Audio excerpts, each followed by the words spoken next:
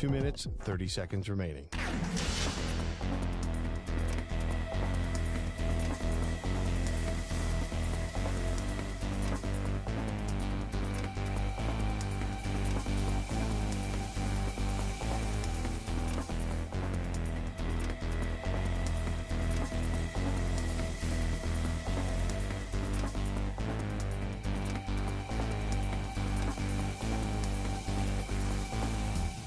Two minutes remaining.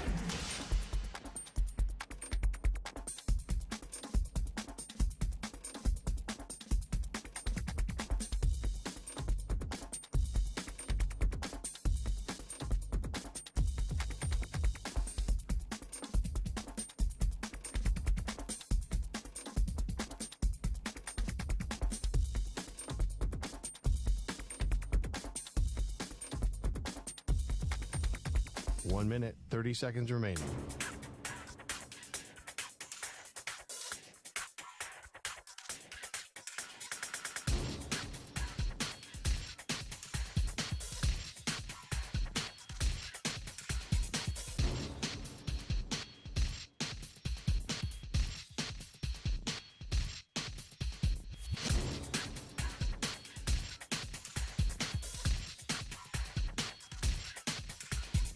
One minute remaining.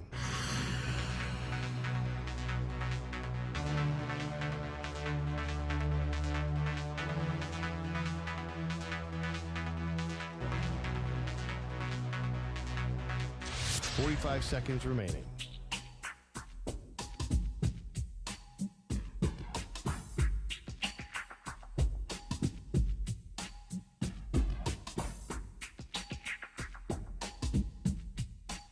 Seconds remaining.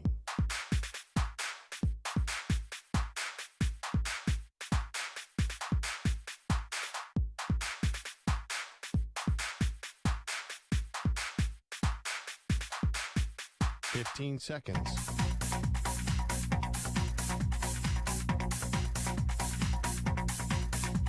Break ends in 5 seconds.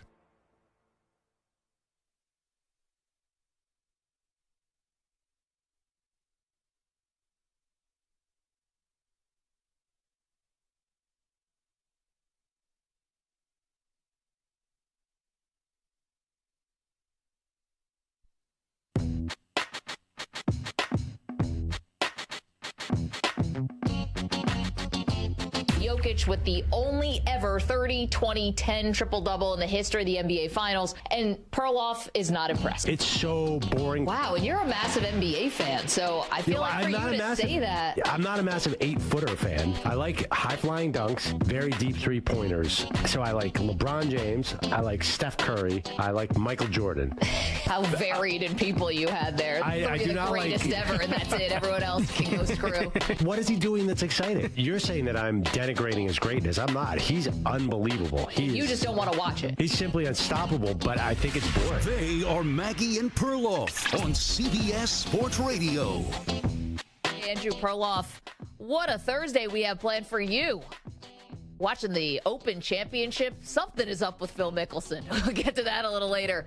He looks funny today. I don't know. He's wearing what looks like sweatpants and a sweatshirt. It doesn't have any formality. There's no collar. It's just like, who let this older gentleman wander onto the course? Is he lost? He does look like that. Or he looks like a billionaire who doesn't have to worry about what he looks like. Yeah. Which might be closer to the truth. There we go. Maggie and Perloff. Maggie Gray, Andrew Perloff. Did I say that already? We got a lot going on, including Aaron Rodgers' first press conference in training camp with the Jets. As you know, training camps are going to start opening all over the NFL. Perloff, we're getting a lot of rookies that have been reporting, but this is the Jets full board. This is veterans. This is rookies. They're playing in the Hall of Fame game, so they get to open up a little bit earlier, I guess, than everyone else. So Rodgers, as we know, not shying away from any of the expectations. He's been huge on this. Yeah. Talking about Lombardi Trophy, getting lonely. The Lombardi Trophy from 1969 with Joe Namath. He's leaned into all of this so much. What does he have to do to make this hype pay off? I mean, he's up there talking about Hard Knocks. There is no secrets here. He said about Hard Knocks, he's excited for everyone to see their process. Yeah, of course he is. I mean, wait, so let me get this right. Aaron Rodgers was talking to a microphone today and saying a bunch of things. We're going to be so sick of this dude by the time the season starts. If you're not a New Yorker, you're going to hate the Jets. They're going to be the most hated team in the NFL without even a close second. That's a fact. Second of all, they have to get to at least the conference title game, because if they fall out in the divisional round, people are going to hate them so much that they're just going to tear them shred to shred. They're going to say, look, Aaron, you said all this stuff and you did not deliver. And people are going to totally revel in the Jets eventually losing if they don't go all the way. Yeah, I get what you're talking about. People are going to love it if the Jets fall, okay? People love it when the Jets falter, when the Jets suck. Like, there's some taking satisfaction out of, like, having the whipping boy of the NFL. It's like they can be the punchline all the time. The Browns kind of operate in this area, too. The Lions have operated. Bengals used to be that Buffalo way. Bills have operated in this area in the past. You become this punchline, and I think the NFL loves having that. And so people are going to love this if Rodgers fails. But I got to be honest, like, Rodgers is using his charisma here is on like a 10. Mm-hmm.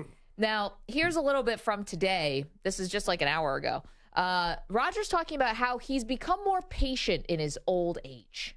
I feel like I've grown a lot over the years. Now, some of that is the well-documented plant medicine journeys that I've talked about, but the other is perspective as you get older. And yeah, I would say maybe earlier in my career I was a little more easily angered, and I feel like I'm a little less triggered as I've gotten older. Well, that's not true. He's definitely triggered all the time. But it's funny about the plant-based medicine. I'm telling you, I've said that this guy is microdosing something every day. He is so happy. And it's, his mind-altering and mind-bending journeys that he's gone on, Perloff, that have made him the more patient man you see today. Oh, my gosh. Okay, here's the thing with NFL quarterbacks. When there's a microphone in front of them and they're speaking words, those words are lies. Everything Aaron Rodgers is saying is garbage. It's just total garbage. It's all we have to go on. Yeah, but it's actually plant-based stuff. That's not garbage. The more you listen to him, the less you actually know what's happening with the Jets. Like, that's why no one wants to see Hard Knocks anymore, because you're not really getting what's happening. You think you're behind the scenes with these teams? No way. Well, especially if they're going to take away, like, watching the guys getting cut, which is, like, kind of the more truer, more agonizing, moments. That's what makes it sort of compelling. Everyone can do a glossy, documentary or whatever about their team. Yeah, I do think even that part, though, that's not, say you really, really want to figure out, is this team going to hit their win total in Vegas? Watching Hard Knocks is not going to tell you that, because you're only getting part of the story. Sure. So I think Aaron Rodgers is giving you part of the story, and you nailed it right there. When he says, I'm an older, more calm guy who's not going to fight back when people criticize me, that's very hard to believe. I have trouble believing most of what he says. Wait. Let's not get it twisted. That's not the question that he was asked there. That wasn't about criticism. That question about patience was about working in the young guys. And working in the young receivers, and about training camp and making every rep count. Did he say he was a younger man? He was angrier with his teammates? Yes. Like he had a very short fuse, apparently, in a lot of years in Green Bay. If guys would screw things up and make mental mistakes, he was getting very, very upset. He said he's getting a little bit better with that now. Well, hold on. Didn't last offseason he's call out all of his receivers and tell them to get less reps because they were missing? Like, I feel like he hasn't grown up that much in 1 year. Listen, in his mind, he's on a magic carpet ride, Samter. He doesn't know. For him, that probably feels like it was 12 years ago. But no, that was last year, Aaron. I know, but when you're high as the sky, like, what is it? What's time? And I'm not alleging that he's high now. We just know that he's gone on many, many trips. I'm sure he said all the same things before last season, too. I'm sure he said that, because I'm not saying he's a hypocrite. I think you're right. He really believes that he's grown in this way. But come on, if they start out 2-4 with that crazy beginning part of the schedule, you telling me he's going to stay positive and with everybody, and he's not going to yell at his receivers and all that? Of course not. Okay, Rodgers also calling his shot here a little bit on just how high the expectations are for the Jets, and what's the one thing that could derail them. We got to temper expectations early on in camp and focus on the little things to get there. An old coach of mine said our greatest difficulty is going to be handling success, and I think that'll be true this year for us, because obviously last year they had a good start to the season and couldn't finish it off, and if we want to be playing in January, we got to be consistent throughout the season. That's going to be your biggest difficulty? Have you met the Jets? The Jets will find a way to have 50 other crazy difficulties that you can't even imagine right now. We will find ourselves, no matter who is the quarterback, we will find ourselves in a situation where you're like, that is a story about the Jets and the Jets only. Yeah, I mean, also, too, it's been well documented. The first half of their schedule is really tough. The second half is really easy. So how is that going to affect what he's saying? Handling success, how are they going to handle? I mean, listen, they start Buffalo, at Dallas, New England, Kansas City, at Denver, which I know Denver is inconsistent. But should be better this year. But it's at Denver. That's like one of the hardest places to play. Then Philly. So, I mean, everyone's saying this could be a 2-4 start, and they still could be a good team. They'll be fine. But how would they? I get what he's saying about success. That is a smart thing to say because what makes you think the success is coming first? Is what you're saying? Yeah, I'm saying how are they going to handle? How is he going to handle adversity? Yeah, in July, this all sounds great.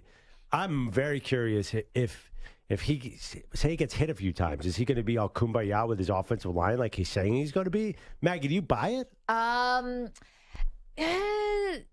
No, I don't, because it's all going to come on him, and he hasn't experienced the pylon yet. Now, listen, to their credit, the pylon may never come. This is a very good team, right? They have the pieces. They're young. The defense is good.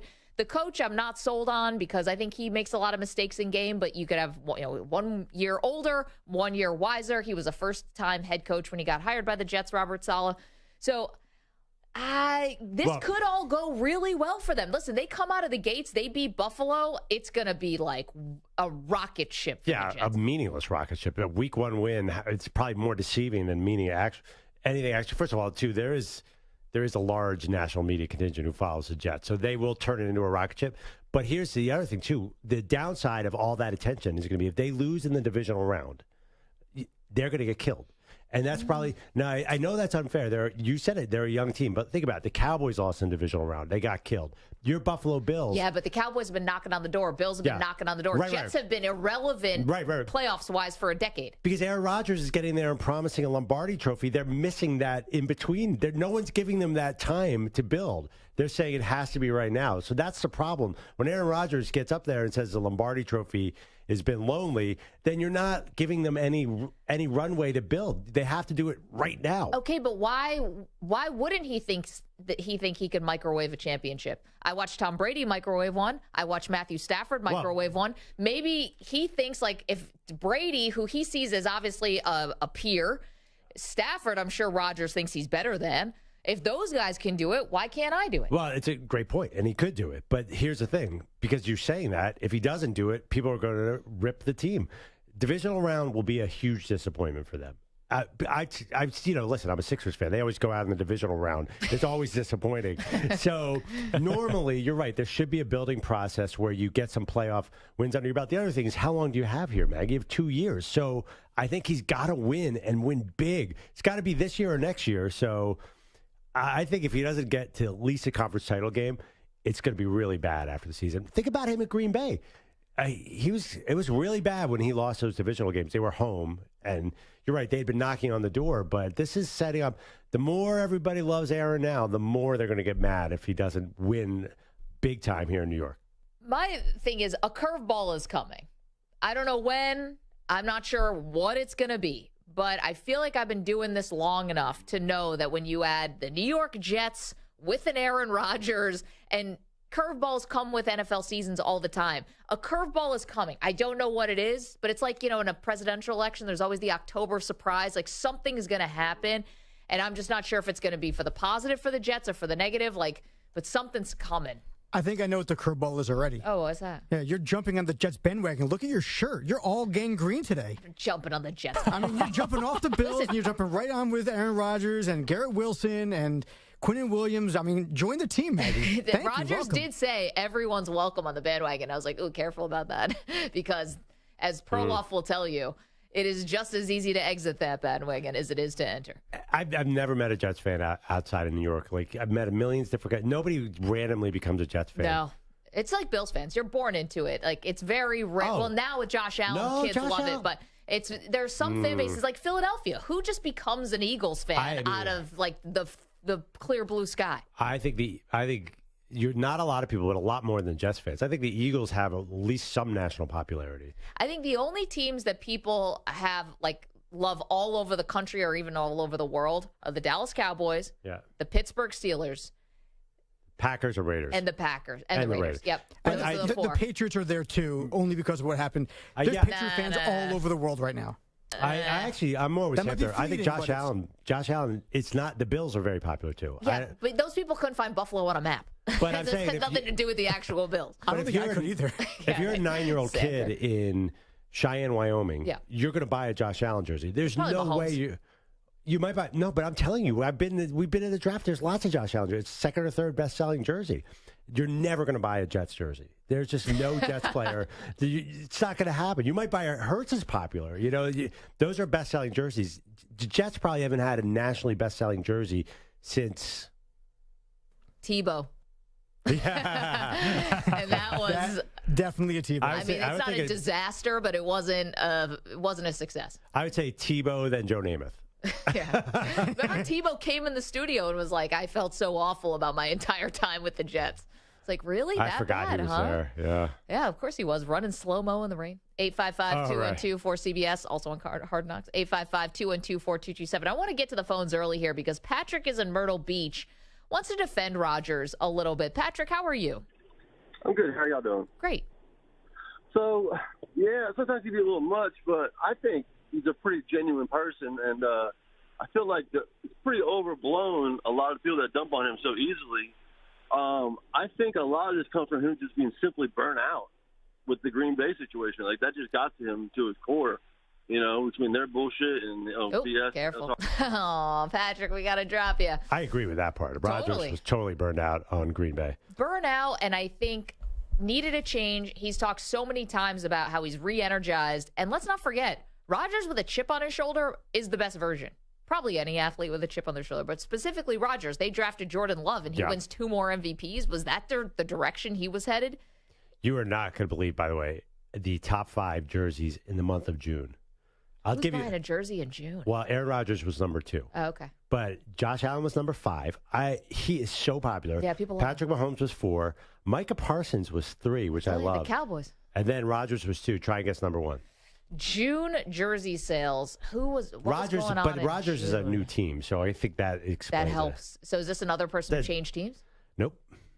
Is this like an all-time great? Yes, in my opinion. Oh, Jalen? Yeah.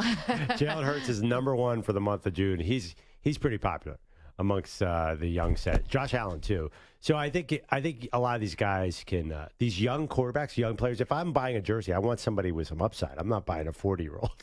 I want it to last like 6 or 7 years. Well, hopefully that's like, immortal, right? Bryce Young's number 9. Justin Fields number 7. McCaffrey is number 10. That's a weird one. I don't know if that one's going to last. But I do think, though, that it's going to be hard for the Jets. If they lose, Maggie, you know how this works. If they lose, even in the divisional round, which would be an incredible step forward for this team, they're going to get destroyed. 855-212-4CBS, 855-212-4227. So you are welcome to weigh in on Aaron Rodgers. You can say what's up to the Weedos and the Purple Drinkers in our chat, youtube.com/CBS Sports Radio, where we should also mention, if you're watching the show, we got some new artwork here from our pal Nick in Texas, who has a friend who created these great photos for us, or there's what is this, like illustrations? Yeah. Pardon me. Perloff's great moment of getting barbecue sauce dumped over his head in a cowboy hat, which was a fun day. Right. It looks like I've been shot in the head and bleeding from there, but it's just barbecue sauce. It's just barbecue. And me in my duck suit, which is awesome. And then right here in front of us, which is a little harder to pick up on our cameras, is a picture of me pieing Perloff in the face. So these were awesome. So thank you to Nick in Texas and Nick's friend who made these for us. You can find on social media the name of said friend. Yeah, his name is Anil Yap. Oh, there you go. So thank you to Anil. Did such a fantastic job. All right, coming up, the Great Debate Series continues on. It's Jordan LeBron week here on the Maggie and Perloff show. So far we've gone through and debated their greatness in a small subcategories. So Monday was athleticism. Tuesday was overall resume in terms of winning, playoffs, etc. Yesterday we did teammate, who was a better teammate / character, and how did that contribute to winning. Today, we talk about longevity. It doesn't matter when you're talking about this debate. We'll get to that next. Maggie, Perloff, and you. CBS Sports Radio got a lot to do. So glad you're along with us today. We're back in just moments. You're in a 5-minute break.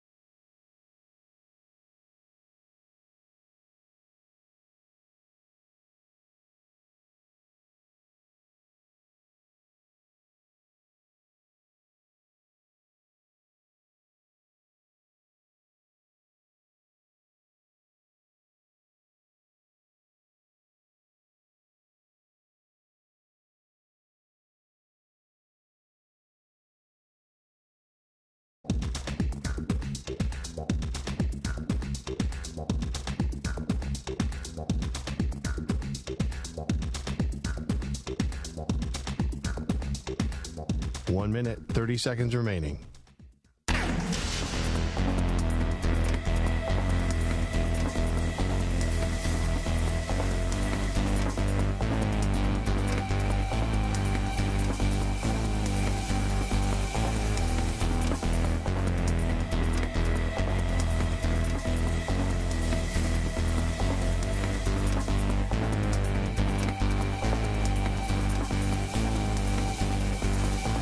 Minute remaining.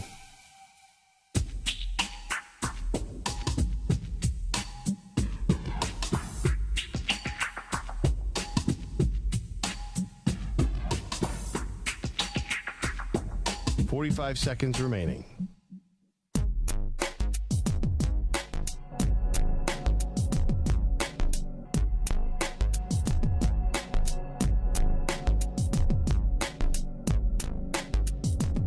Seconds remaining.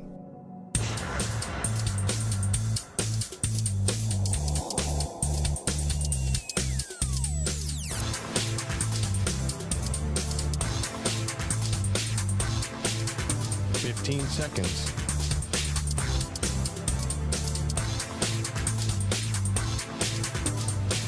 Break ends in 5 seconds.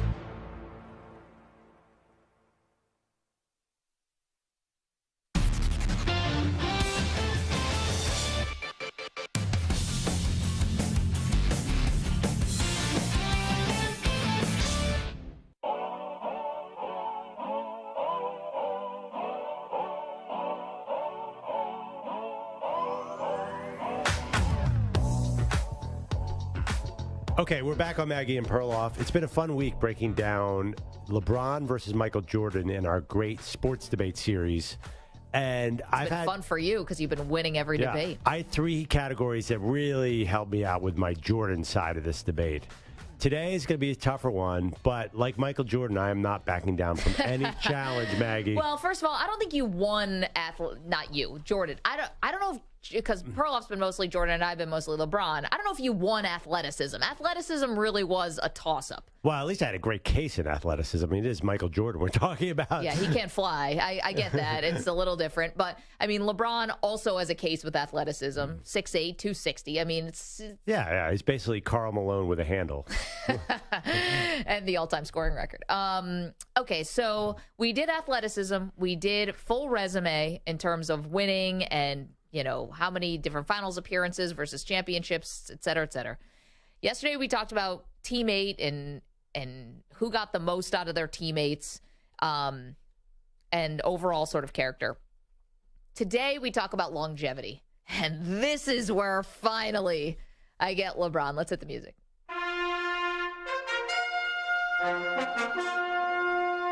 The Great Debate Series. Jordan versus LeBron. And finally, my day has come. For all the LeBron people out there, the longevity really is the key to the argument. But Perloff, the question is, should it matter?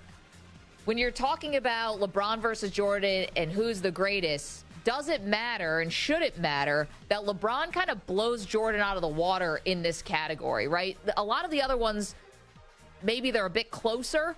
This is one where LeBron is unassailable. It's not just the more years in the NBA. It's the longer more playoff appearances, everything except for scoring. You're probably looking at better playoff numbers. You're talking about not taking any breaks in your career. You're talking about not doing multiple retirements, instead playing all the way through and making multiple consecutive finals appearances where Jordan had left to go play baseball. Listen, the reasons why Jordan left to play baseball are admirable. You know, mourning the death of his father, the grief that he was feeling. I'm not going to take away from that. But the fact of the matter is he did walk away. You add to that a season where Jordan had a broken leg. So his second year in the league, he only plays 18 games. The 94-95 season, after he came back from baseball, he only played 17 games. And the 01-02 season that Perloff will not acknowledge, where Jordan was playing with the Wizards, he only played 60 games. So he has 3 significant years where he was like, quote unquote, in the league and still didn't play even close to a full schedule. Are you done yet? Yeah.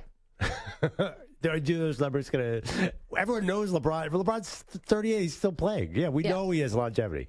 But to me, the debate is how important is that? And to me, longevity in a player versus player sports debate is that she has a great personality. You ought to go out on a date with her. Okay, but that is just such a lame thing to hover over the debate. I want the guy at his peak. I don't care if he does, if he's good for 20 years. I want to compare the two guys when they're at their total peak and winning championships. Okay, but LeBron just made it to the Western Conference Finals in year 38.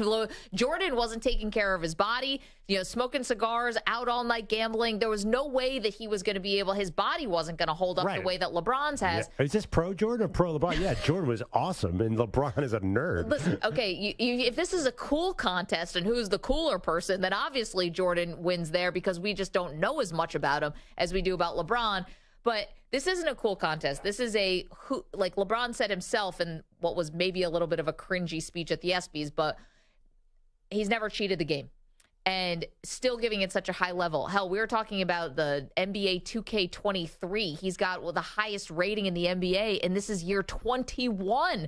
So it's not she's got a great personality comparison, because that's someone who is mediocre, is mid, is just hanging on. That's not what LeBron is doing at all. He's arguably still peaking in some ways. I think what he's doing now is a little bit closer to late career Kareem. Which was good. Yeah, right. That's not necessarily a knock, but I get what you're saying. If you look at his numbers and you actually watched it, I mean, it wasn't. Yeah. It's good, but longevity is not what made Kareem special. The fact that he hung around in the 80s and won a bunch of titles, I think, and again, there are people who think that makes him one of the great players of all time. I don't think that's what makes Kareem so good, is that he played until the late 80s and was okay for the Lakers. I think Kareem, I measure him by his peak. And same with LeBron and same with Jordan. So, yes, I'm not going to sit here and say Jordan had more longevity. Of course, LeBron has done it longer. And, of course, it's incredibly impressive. And it's wildly impressive that he's still scoring in the high 20s and contributing assists and rebounds. I love all that. But if you're really doing Jordan versus LeBron, I don't even think LeBron wants you to use longevity. I think you want to say when LeBron wants you to use anything. But I think you want to say at their peak, I think the debate should be at their peak, who is a greater player. I think that's how LeBron would want to go mano a mano with Jordan, not accumulate numbers. Okay, but an athlete's career, there's a reason why we call it a career, right? And there's a reason why it's, the people who are, I'm not saying this about Jordan at all. I'm just using this as an example, but like the flash in the pan people, those are known by a totally different category. That's why the greatness, the sustained greatness is such a huge part, I think, of not only how fans think about it, but the athletes themselves. It's like a war of attrition. Look at Brady out there. I mean, that's a huge part about the Brady just ending the debate of him being the greatest all time, is because he could have walked away so many times and could have walked away after 4 Super Bowls or 5, 6, 7, kept going, kept being so insane about his diet. People are saying, stop, you can enjoy your life. You don't have to do this. He was maniacal. And I think LeBron has the same thing about him, yet no one gives him credit for it. Everyone gives Brady credit for it, and people don't give LeBron credit for it. Get out of here. I think that. People don't give LeBron credit for playing until his late 30s. They revere Brady for it, but people like you don't think it should matter in this discussion. I don't, because I give LeBron credit for it in a huge way, but I don't give him enough credit to knock off the number one player of all time. And to me, if you're comparing Jordan versus LeBron, it's closer to, and you actually rejected this pre-show, it's the Terrell Davis versus Frank Gore argument. You got to take Terrell Davis only played, I believe, 7 seasons, but he was, I think, a greater running back than Frank Gore, who did it for 15 really good seasons.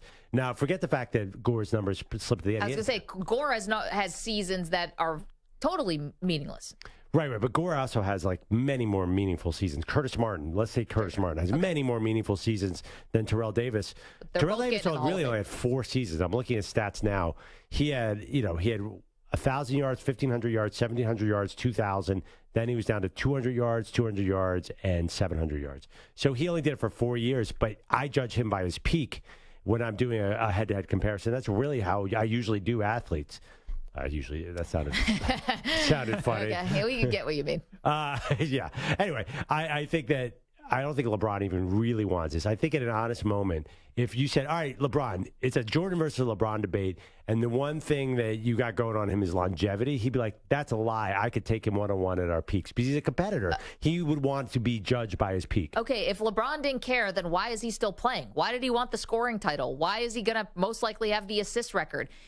Why does he want to play with Bronny? If all of this longevity stuff doesn't matter to him, then walk away. You're a billionaire. You got all these different projects. You'll find a way to spend your time. We don't have to worry about LeBron going, stir crazy in his mansion. Like, he'll find a way to spend his time, just like Tom Brady's going to find a way to spend his time. He could have walked away long ago if longevity didn't matter. Okay. And he hasn't, so clearly it does mean something to him. I think he wants to win another title to get closer to Kobe and Michael Jordan. Yeah, that part too. So he's still driven, so the longevity should matter. Because he's keeping, what Jordan came back for those 3 Wizards years. I'm not using that as a positive thing. He tried to win another title and they were failed. So far from a title. Okay, but if LeBron, he did get to the Western Conference Finals, but he got swept. I mean, do you think Michael Jordan would ever get swept in a playoff series? He did get swept in a playoff series, multiple playoff series. Never in a 4-game series, though. Sorry. Well, they were playing best of 5 back then in the first round. Did he get swept by the Celtics when he had like the 3rd best game in the history of the NBA? 63 points. Okay, but you're asking if he wouldn't get swept, and I'm telling you he did. Yeah, but he would get swept like LeBron got swept by the Nuggets. See, but again, it's a caveat. A 3-game sweep. We've seen a lot of gentlemen sweep. I don't know how many times LeBron was down 3-0, and he was down 3-1 and won an NBA championship. Yeah, Jordan was down 3-0 and just couldn't come back because the series was over. But positive? I mean, Jordan wasn't going to let anybody go to 7 games against him. So I don't think, you can't judge that kind of thing. This is like there's something about people who love Jordan, who you do, and I also do, by the way. Like, this fan doesn't love Jordan? I know. But it's almost like there's no flaws that he has, right? It's like he has not one flaw. It's like I bring up LeBron longevity. It's like, well, who cares? Because it's peak versus peak. It's like, I don't know. The Jordan people won't concede an inch. But wait, why is it? What's the flaw with Jordan? He didn't have the longevity that LeBron does. That's not a flaw. See, exactly. That's you not won't a flaw. even give it inch. No. I mean, like, you said that Jordan's people can't see the flaws in Jordan's game. Just because LeBron had more longevity, that doesn't mean there was a flaw with Jordan. No, but when you're talking about this comparison, it's like if this was Jordan played 21 years, let's flip it. He played 21 years, and it was LeBron who had a 15-year career who took breaks in the middle to go try to play tight end for the Browns or something. The Jordan people would dissect and slice and dice and destroy LeBron over that. Hell, people gave him so much crap because he took like a 2-week vacation in the middle of the season at one point because his back was all jacked up. No. That's not how this works. Because the Jordan people don't even acknowledge LeBron. The LeBron people are after LeBron people. Because you're in your feelings about it. That's why you won't have the debate. The LeBron people, the only people who are keeping it alive are the LeBron people. Like, do you ever hear people do not come out of the woodwork and say Jordan is the GOAT? Like LeBron's wife the other day. Can you imagine someone saying Jordan's a GOAT? I'm like, yeah, no. He did a 10-part documentary. He was going to do that anyway. That was just to show younger people who Jordan was beyond the shoes. Well, thank God he did it because there was nothing else going on. I do appreciate that. Listen, thank you for giving us anything to watch. Do you remember we were watching Trae Young play horse in his driveway? I was like, oh no, this is rough. Don't. This is bad. I do. Jordan's family is, too busy hooking up with Scottie Pippen's ex-wife to get out there and make the GOAT argument. You don't need to make the argument. I think, honestly, LeBron's a newer one. He has to make the GOAT argument. Jordan doesn't have to make the GOAT argument. He's already the GOAT, so LeBron has to make the argument to knock him off. And I don't know. Longevity for me is not a big enough one to do that. Sorry, that was just very funny. It's like multiple people of the Jordans are dating Larsa Pippen at the same time. Is kind of how that. Is that?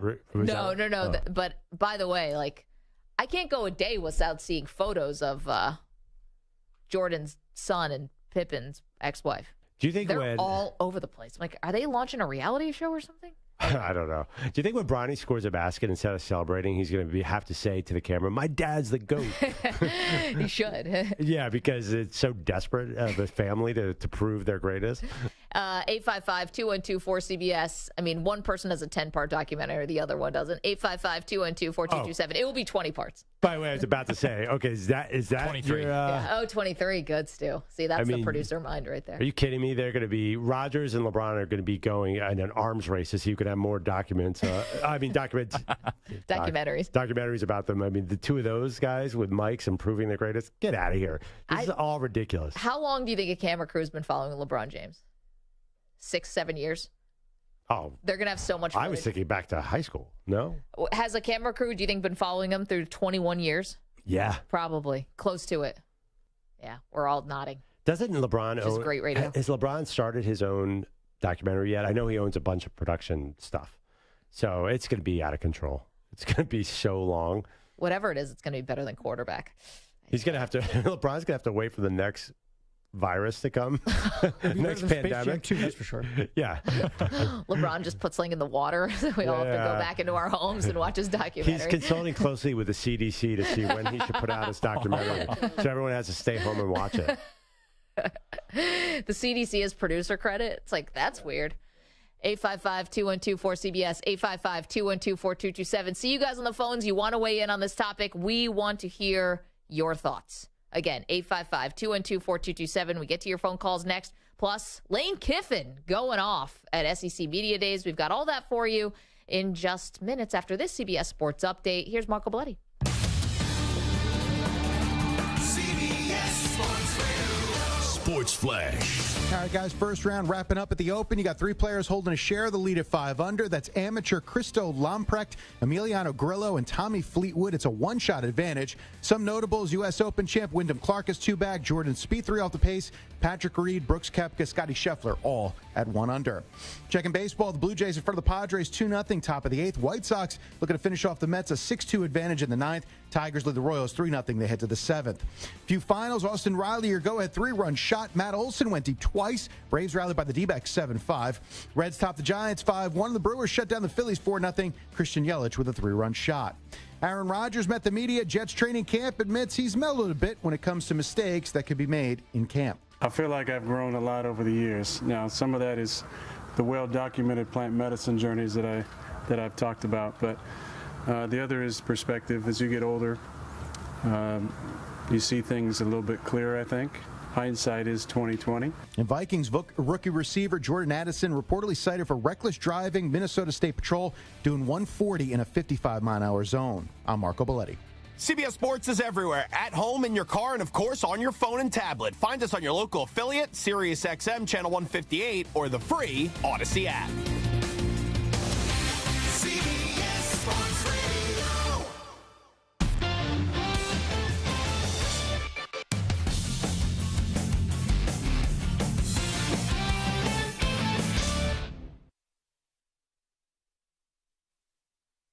You're in a 5-minute break.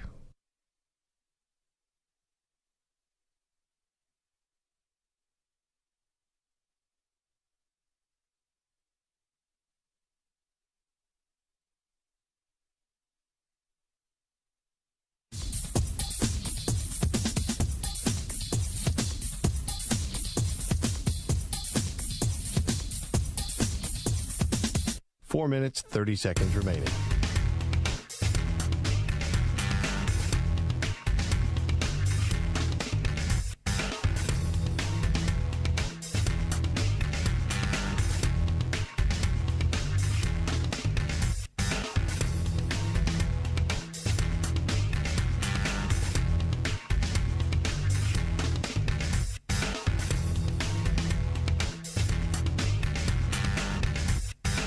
Four minutes remaining.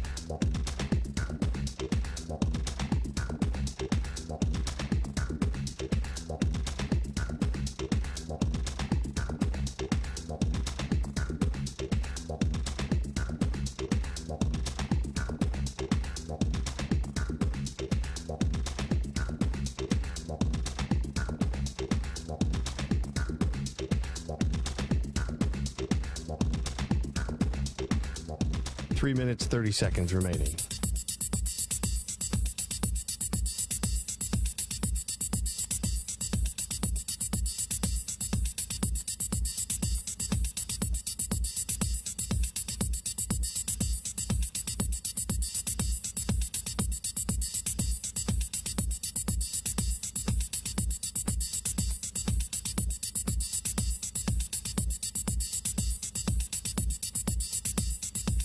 Three minutes remaining.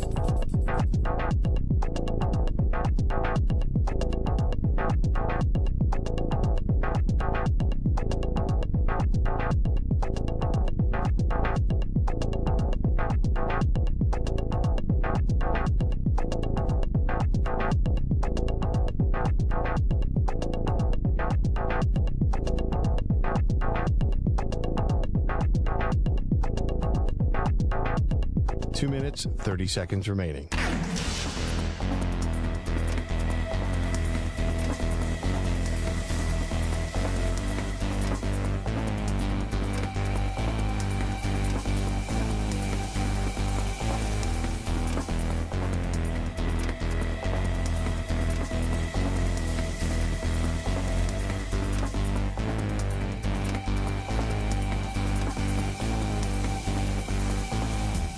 Two minutes remaining.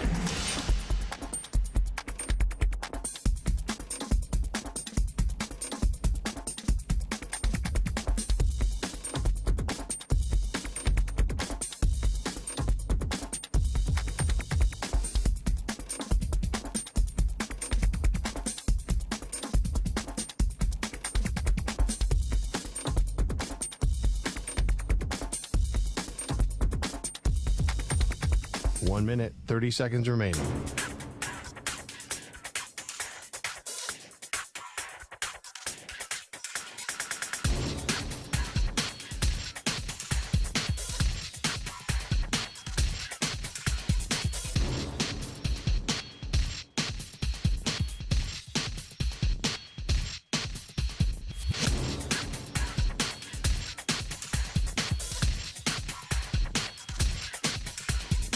One minute remaining.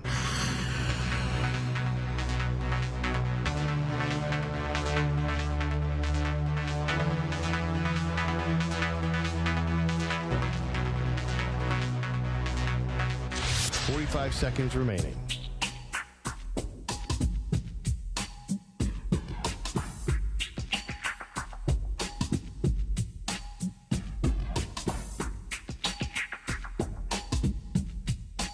Seconds remaining.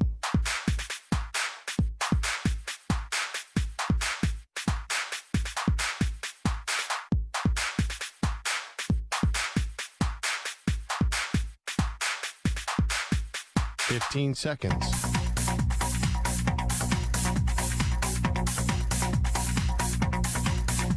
Break ends in 5 seconds.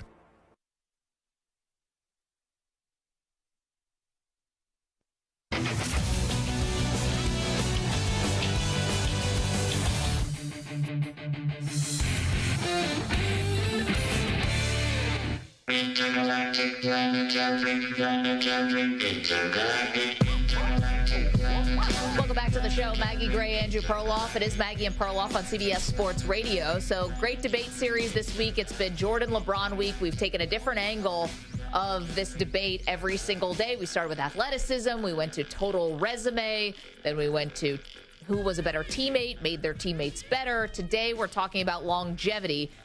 Clearly, LeBron has the edge. So the question is, should it matter in this debate? The fact that LeBron is going on year 21, Jordan played 15 years. Not all those were even complete years for a variety of reasons, and did his winning in a more compact time. Right. But I mean, obviously, there's probably players. You mentioned Vince, not Vince Carter. Give me PJ Tucker, somebody who can. A lot of guys can stink and play 25 years or 20 years in the NBA. That doesn't mean they're better than the other guys. So longevity, I'm not quite sure. But LeBron doesn't stink. See, that's the thing. It's like he's still around a peak player, you know? Yeah. Maybe not close to his peak, which is probably like, 2012, around there maybe, or between 2008 maybe and 2016, 17. But like LeBron today is still one of the highest rated players in the NBA. And is still an all-time. So he's not just hanging around at the end of the bench, getting in here and there. Yeah, I mean, Vince Carter did start up until the end because he became a defensive stopper. Let's not say anything bad about Vince. I would never. He's your guy. But still, I mean, I think almost it's kind of demeaning to LeBron to use this as why he's better than Jordan because he did it longer. No, it's not demeaning at all. He's the all-time scoring leader in the NBA. That's an accomplishment. He's crying on the court when that happened. He beat Kareem and Karl Malone, who just hung around forever and ever. I don't know. It doesn't blow me away. 855-212-4CBS. Let's go to the phones. Rob is in Arizona to start us off here. Rob, you're on CBS Sports Radio. Hey, I think you're missing a couple categories. Most revered. Jordan was he was far more revered than LeBron. So we are going to get to legacy. We'll get to legacy tomorrow. Yep. All right. Well, as far as longevity goes, I mean, another thing, too, is I would say, and maybe to some degree, LeBron in the beginning stages of his career, they would match him up for simply bruisers, just trying to take him out of the game. But now they don't. They just try to match him with finesse players or either their other team's superstars versus. And Jordan, they would always try to match him up with like Phil Lampier, somebody who's just going to take him out. That's my opinion. Okay. Oh, well, actually, there's no bruisers in the NBA who are going to try and take out LeBron. I noticed, I said that the other day, LeBron gets to go downhill because everyone who's on the court is on the court to stop three-point shots. There's nobody to stop LeBron driving. Nobody even tries. They're just like, go ahead, LeBron. I don't want to take that hit. Yeah, I mean, but then there's other aspects to this that become more difficult, right? In a more spread-out game, you're doing way more running, you have way more possessions, all that stuff. It's a different kind of, it's just a different kind of game. It is much easier to play offense. Well, yeah, now. if you're not getting arm barred, like I agree. Yeah, with and you. then also too with all the 3-point shooters, LeBron has way more room to operate than Jordan. Okay, but LeBron has played for so long that he's actually spanned multiple eras. That's probably true. He had like a whole career before Steph Curry even came in the league. Wayne is also in Tucson. Hey, Wayne, what's up? Hi, guys. Great conversation. I love it. I just been thinking about this and listening to the feedback back and forth, and I had some thoughts. I think longevity is important if you're discussing huge disparities in longevity. You know, it'd be different if we're talking about Jordan had a 5-year flash in the pan, but he was in the league for 15 years. And the only reason, in reality, why he didn't play more in the league is because he started several years later. The prolific idea of going straight to the NBA wasn't as big a deal when he came out. Sure. Most players played college, and so he played college instead of coming right into the NBA.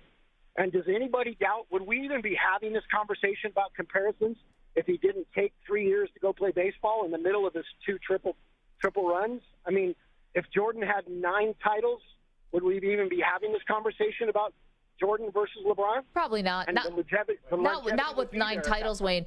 Not with 9 titles. It's a good point, but so here's the thing, though, and thank you for the phone call. 15 years for Jordan, but Perloff doesn't want to acknowledge the Washington years. So let's take it down to 13. It was also only 2 years away. It was really a year and a half. A year and a half away, right? So, right. So it wasn't take it 3 down years. to 13 if you're not acknowledging the Wizards years. So now you're 13. Remember, his second year, he only played 18 games because he broke his leg. Then the 94-95 season, he plays 17 games because he was coming back from baseball. So now you're talking about 11 years. And now we're talking about 11 years versus 21 years. So if you're talking about like all of Jordan's peak years, we're talking about 11 years to LeBron's 21. So now you are kind of talking about a big difference and a bigger chunk of time. Okay. Yeah, it matters. By the way, Jordan's still 5th on the all-time scoring list, and he did score a lot more points per game than LeBron. How about none of the playoff points count towards this? Isn't that wild? Not really. I mean, how could you compare it? Then you'd have your ears because the playoffs have expanded so much. That I know, but make any. I mean, you'd probably have some modern player be ahead of Kareem. No, it'd just still be LeBron. Well, yeah, but I mean, like Bill Russell obviously played like 3. Like, how many playoff games did he have? So you can't compare. No, I know, but LeBron's played like multiple more seasons just worth of playoff games, you know, and none of that counts towards the all-time scoring record. It's interesting to me. Let's go to Bill. He's in Harrisburg. Hey, Bill. Hey, thanks for taking my call, guys. Maggie, I think you're making the point for Michael Jordan. I am. How? Yes, you are. It took LeBron 21 years to win 4 titles, and a couple of those are a little iffy. Big time. I'll give you the bubble title. The bubble title's a little... I'm not giving you the bubble title. It's a little dicey. No, I'll agree with you on the bubble title. Imagine LeBron winning that title with Bill Lane Beer played for him that year. It'd be tough. I don't think that would happen. It'd be tough. Bill, thank you for the phone call. That's funny. Am I proving the point? Yeah, I don't know. Like, yeah, you keep on stacking these numbers. It's funny, like, they're not moving me one way or the other. I understand LeBron's played a long time in all these playoff games. But, yeah, I mean, like, genuine here. I think that, but you can't, when you say those numbers, you're not saying how brilliant LeBron was in all those games. I think you're thinking it's implied. But LeBron's the same guy in the regular season and the playoffs. Like, his stat lines are the same. There's not like this drop off. And the thing we talked about yesterday was like LeBron passing in crucial moments in the playoffs. Okay, that was something that followed him earlier in his career. And I'll give you that the last game of the finals against Dallas when he first got to Miami was bad. But LeBron is by no stretch a playoff choker. Right. You cannot say that. Michael was obviously great finisher, fantastic in the playoffs. Of course, I mean, in the finals specifically, and he was great in the earlier rounds too. Okay, but the LeBron, like the idea that we would say like Jordan's unassailable, LeBron is not a playoff choker. He's not Harden. He's not Joel Embiid, Game 7 in Boston. No, absolutely not. I don't think anyone's saying he's. I mean, listen, that's pretty low to say James Harden.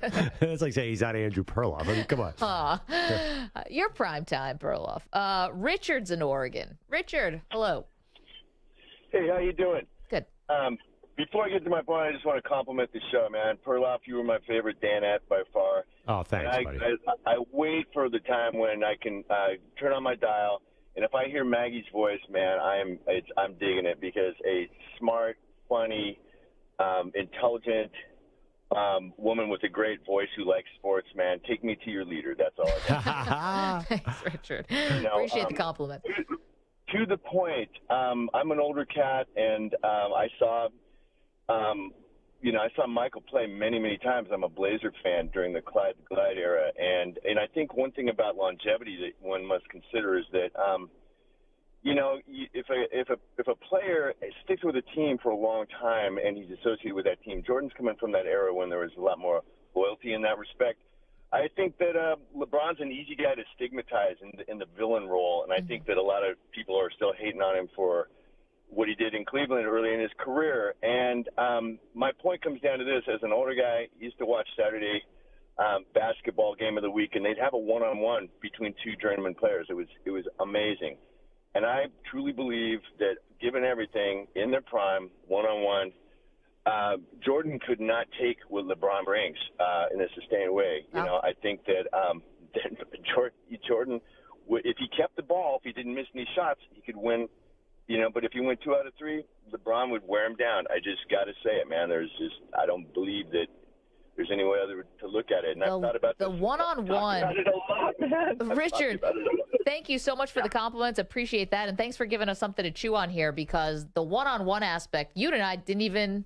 Yeah, but it doesn't mean anything. It's a team sport. Right, but we weren't even really thinking about it that way. Like, who would win a one-on-one?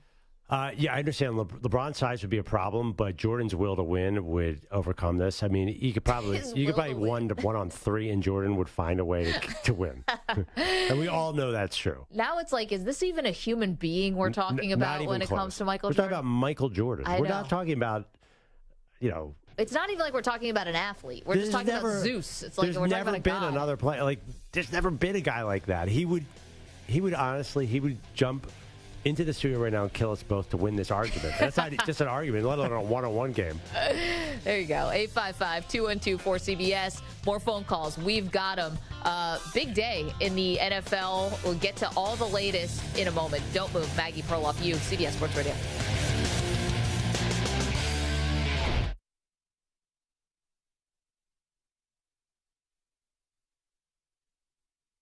You're in a 5-minute break.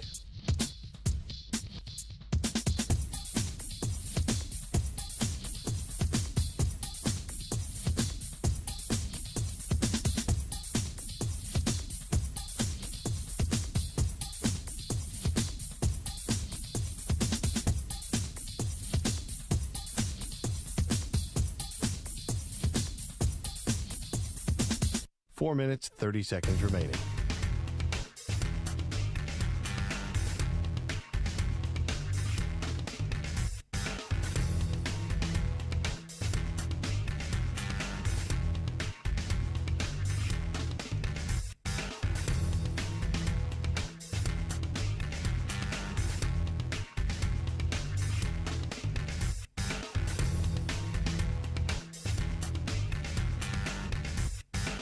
Four minutes remaining.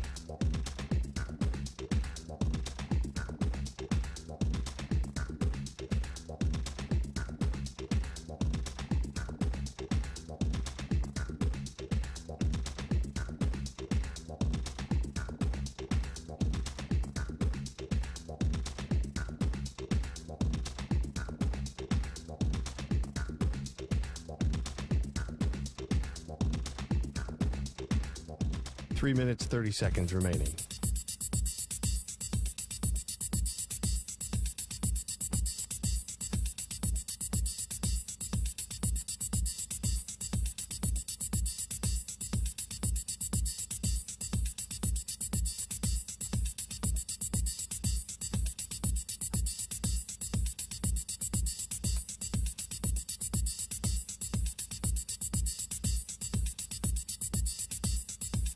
Three minutes remaining.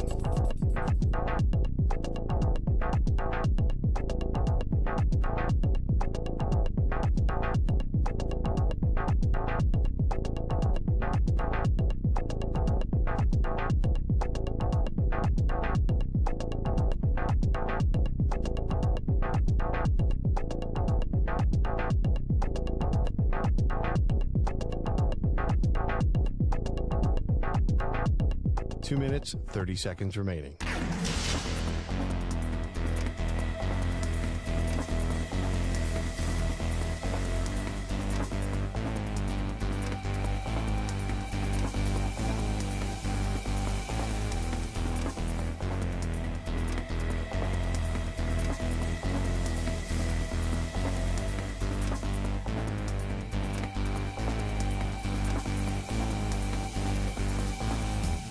Two minutes remaining.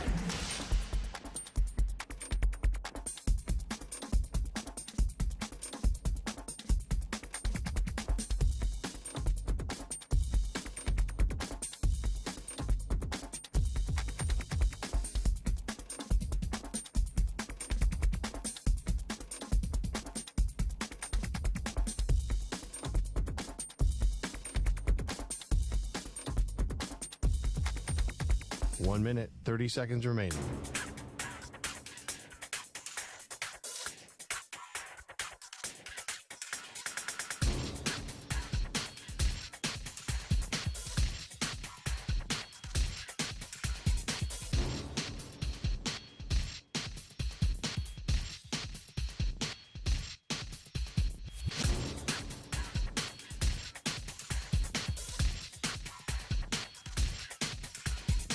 One minute remaining.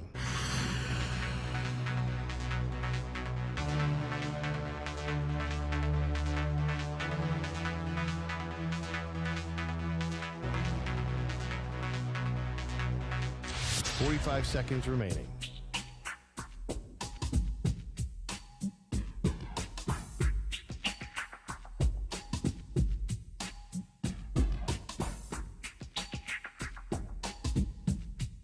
Thirty seconds remaining.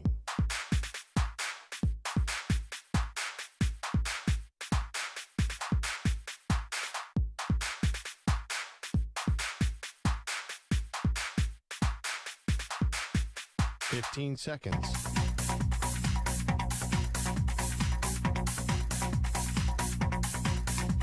Break ends in 5 seconds.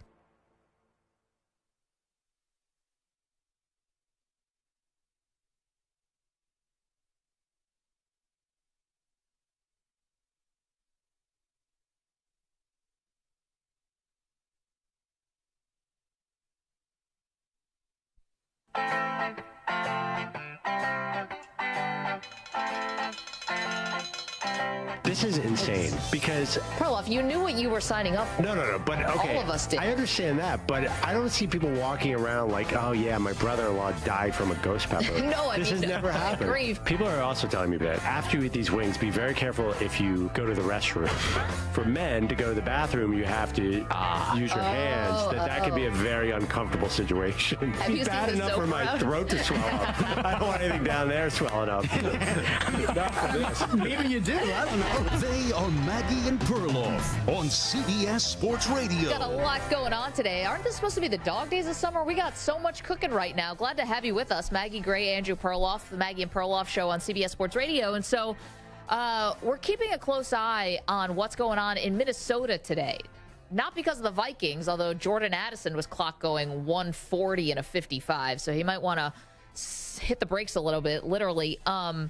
But also the owners' meetings are happening there in the NFL. And Perloff, this caught your eye. So the meeting started at 2 o'clock to approve the Washington Commanders sale. Then I'm following Washington Post reporter Mark Maskey, who says 20 minutes in, Mary Jo White, the legal counsel for the NFL, has just walked into the room. That was an hour and a half ago. Now, I know that the committee that approves these things voted 7-0 to approve Josh Harris as a new owner of the Washington Commanders, finally taking it over from Daniel Snyder. Yeah, ding dong. But Snyder's gone. So Mary Jo White is getting in front of this room and explaining some of the legal issues with the sale. Because we know that Daniel Snyder may have a dossier. He might have some information. Do you think that it's possible that there are owners in that room who have more questions about what Daniel Snyder has or does not have and could be asking those questions right now, in the sense that maybe there'll be another delay? I mean, maybe there will. Maybe it'll be done in 5 minutes. But I would be a little nervous if I'm a random owner sitting there. We're about to have Daniel Snyder out of the league, in which case he can reveal all our dirty laundry. Listen, Snyder has always been hanging this anvil over the league's head, especially Goodell. I mean, they leaked it out that he's got stuff on Goodell. So is this going to be Snyder's sort of like parting shot at the NFL, is to say like, here, I've been having private investigators follow you this whole time. This dude's having an affair and that guy's cheating and this guy's doing this and that's improprieties or whatever. And it could get seriously embarrassing. The question is, how bad do you want him out?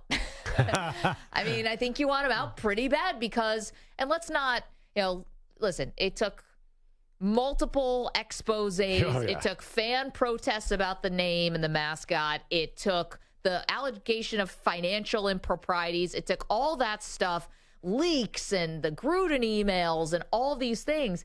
I think what this ultimately came down to is that Snyder's so unpopular, they can't get a stadium built. And the stadium's getting built is like the biggest thing for these NFL owners. And he, on both sides of the aisle, they hate Snyder. And he's right in the nation's capital. They despise him. He couldn't get a deal done. And finally, they were like, you got to go. Oh, 100%. But I felt like it was done, but I need to see, I needed for Roger Goodell and new owner Josh Harris to walk out of that room holding hands. We did it. Yeah, we did it. The other thing, too, I said, even if that happens, the sale would close as early as tomorrow. What do you mean the sale would close as early as tomorrow? Get Snyder out of there. I've read this. Summer Friday. I mean, chill out.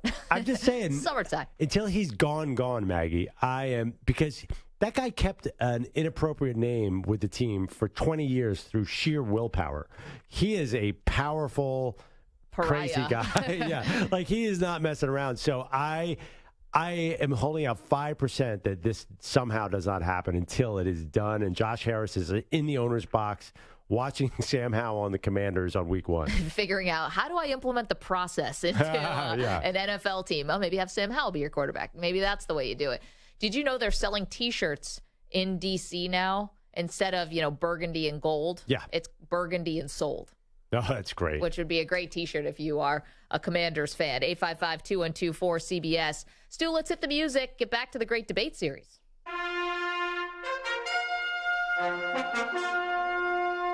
The Great Debate Series. Jordan versus LeBron. We've been doing it all week, and we've been trying to elevate this conversation a bit. It's not just your average ballroom, who's better, LeBron or Jordan. We've been taking it bit by bit. And today we're talking about longevity and the fact that LeBron has, played longer than Jordan. The longer resume doesn't matter. Should it matter in this debate? I say yes. Perloff says no, because there's no question here. Like LeBron keeps going at 38 years old, year 21. Jordan put 15 years into the league. Wow, there's a question now. Someone called last hour and said, well, if LeBron's played 21 and only won 4, the more he plays, doesn't that weaken his overall case? Yeah, but it's not like he's not making the playoffs these other times, too. It's like he's won now in multiple decades. Right. But it could end up being where he only got to a championship 1 out of every 6 seasons, where Jordan will presumably be better, unless he comes back again. Jordan, yeah, right. You couldn't pry him off the golf course. There's no chance. Let's go to the phones, 855-2124-CBS. Sean is in Oregon. Sean, what's up? Hey, thanks for taking my call, you guys. I love this topic. And, you guys talk about longevity versus peak performance. I think LeBron's had a longer peak performance. And he's better coming into the league. He's going to be better going out. And there's a new GOAT in town, and a lot of people just don't like change. And they're always going to hold on to their guy. And LeBron ain't done. You guys are talking about LeBron like, you're talking about one guy that's retired, another guy that's still playing. He's probably going to get a championship this year. I'd put my money on the Lakers if I was you guys. And what he said there at the ESPYs, the way he was talking, he's saying he ain't going out like Jordan. I think he was pointing to Jordan saying, yeah, he's not going to be like Jordan, just kind of going through the motions. And he's going to put his all into basketball, and he's going to bring it every single year. He could have got the scoring title 2 years ago.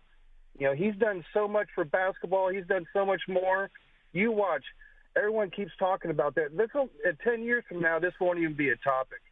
Have a great day, you guys. Sean, thank you. I had not thought about was LeBron being pointed in the ESPY speech saying, I'm never going to cheat the game and blah, blah, blah. Was that a direct shot at Jordan? When Jordan came back with the Wizards, I didn't think he was cheating the game. It was just clearly he was doing that for himself.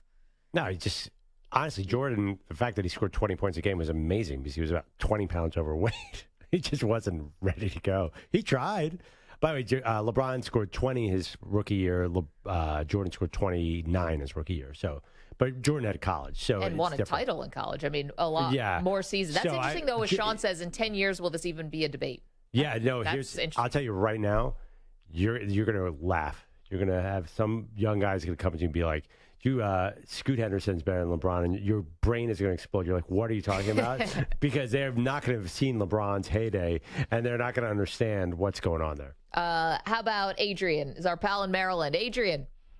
Hey, guys. Thanks for taking my call. Maggie, you sound like one of those coaches where they're about to get swept, and they got to get at least one game out of it by pulling up this longevity. As far as the guy that just called, LeBron being better than Jordan when he came in the league, that's crazy. Jordan took the league by storm, and every player knew that throughout the league. I just want to make a point with Aaron Rodgers, with Brady that went to Tampa and Stafford that went to the Rams. Those were veteran teams.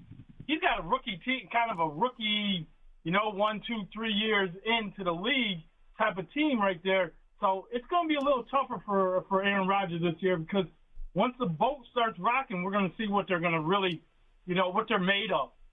Yeah, Adrian, it's a good point. Thank you so much for making it. Tampa, a little bit more of a mix between the veteran and the young guys, and I think that helped them.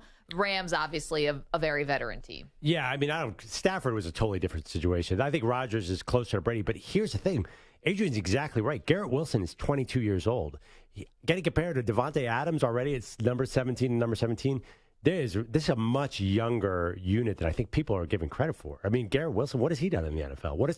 He won Rookie of the Year, offensive. Yeah, I mean, but still, comparing to Devontae Adams, that's insane. So here was that sound, Stu, if we have it. This is Rodgers comparing Devontae Adams to Garrett Wilson. Look, I love Devontae. Saw him this summer.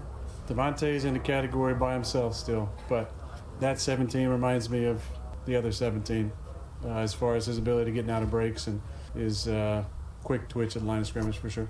Yeah, I mean, listen, I think Rodgers, he already said it once, so he was asked about it. Now, Wilson, I hate when you bring up the college stuff, but I do think it kind of matters with Garrett Wilson. Like, he was so good in college, too. And last year to have over 1,000 yards receiving from 4 different quarterbacks. Who did he catch passes from? Zach Wilson, Joe Flacco, Mike White, and Chris Streveler?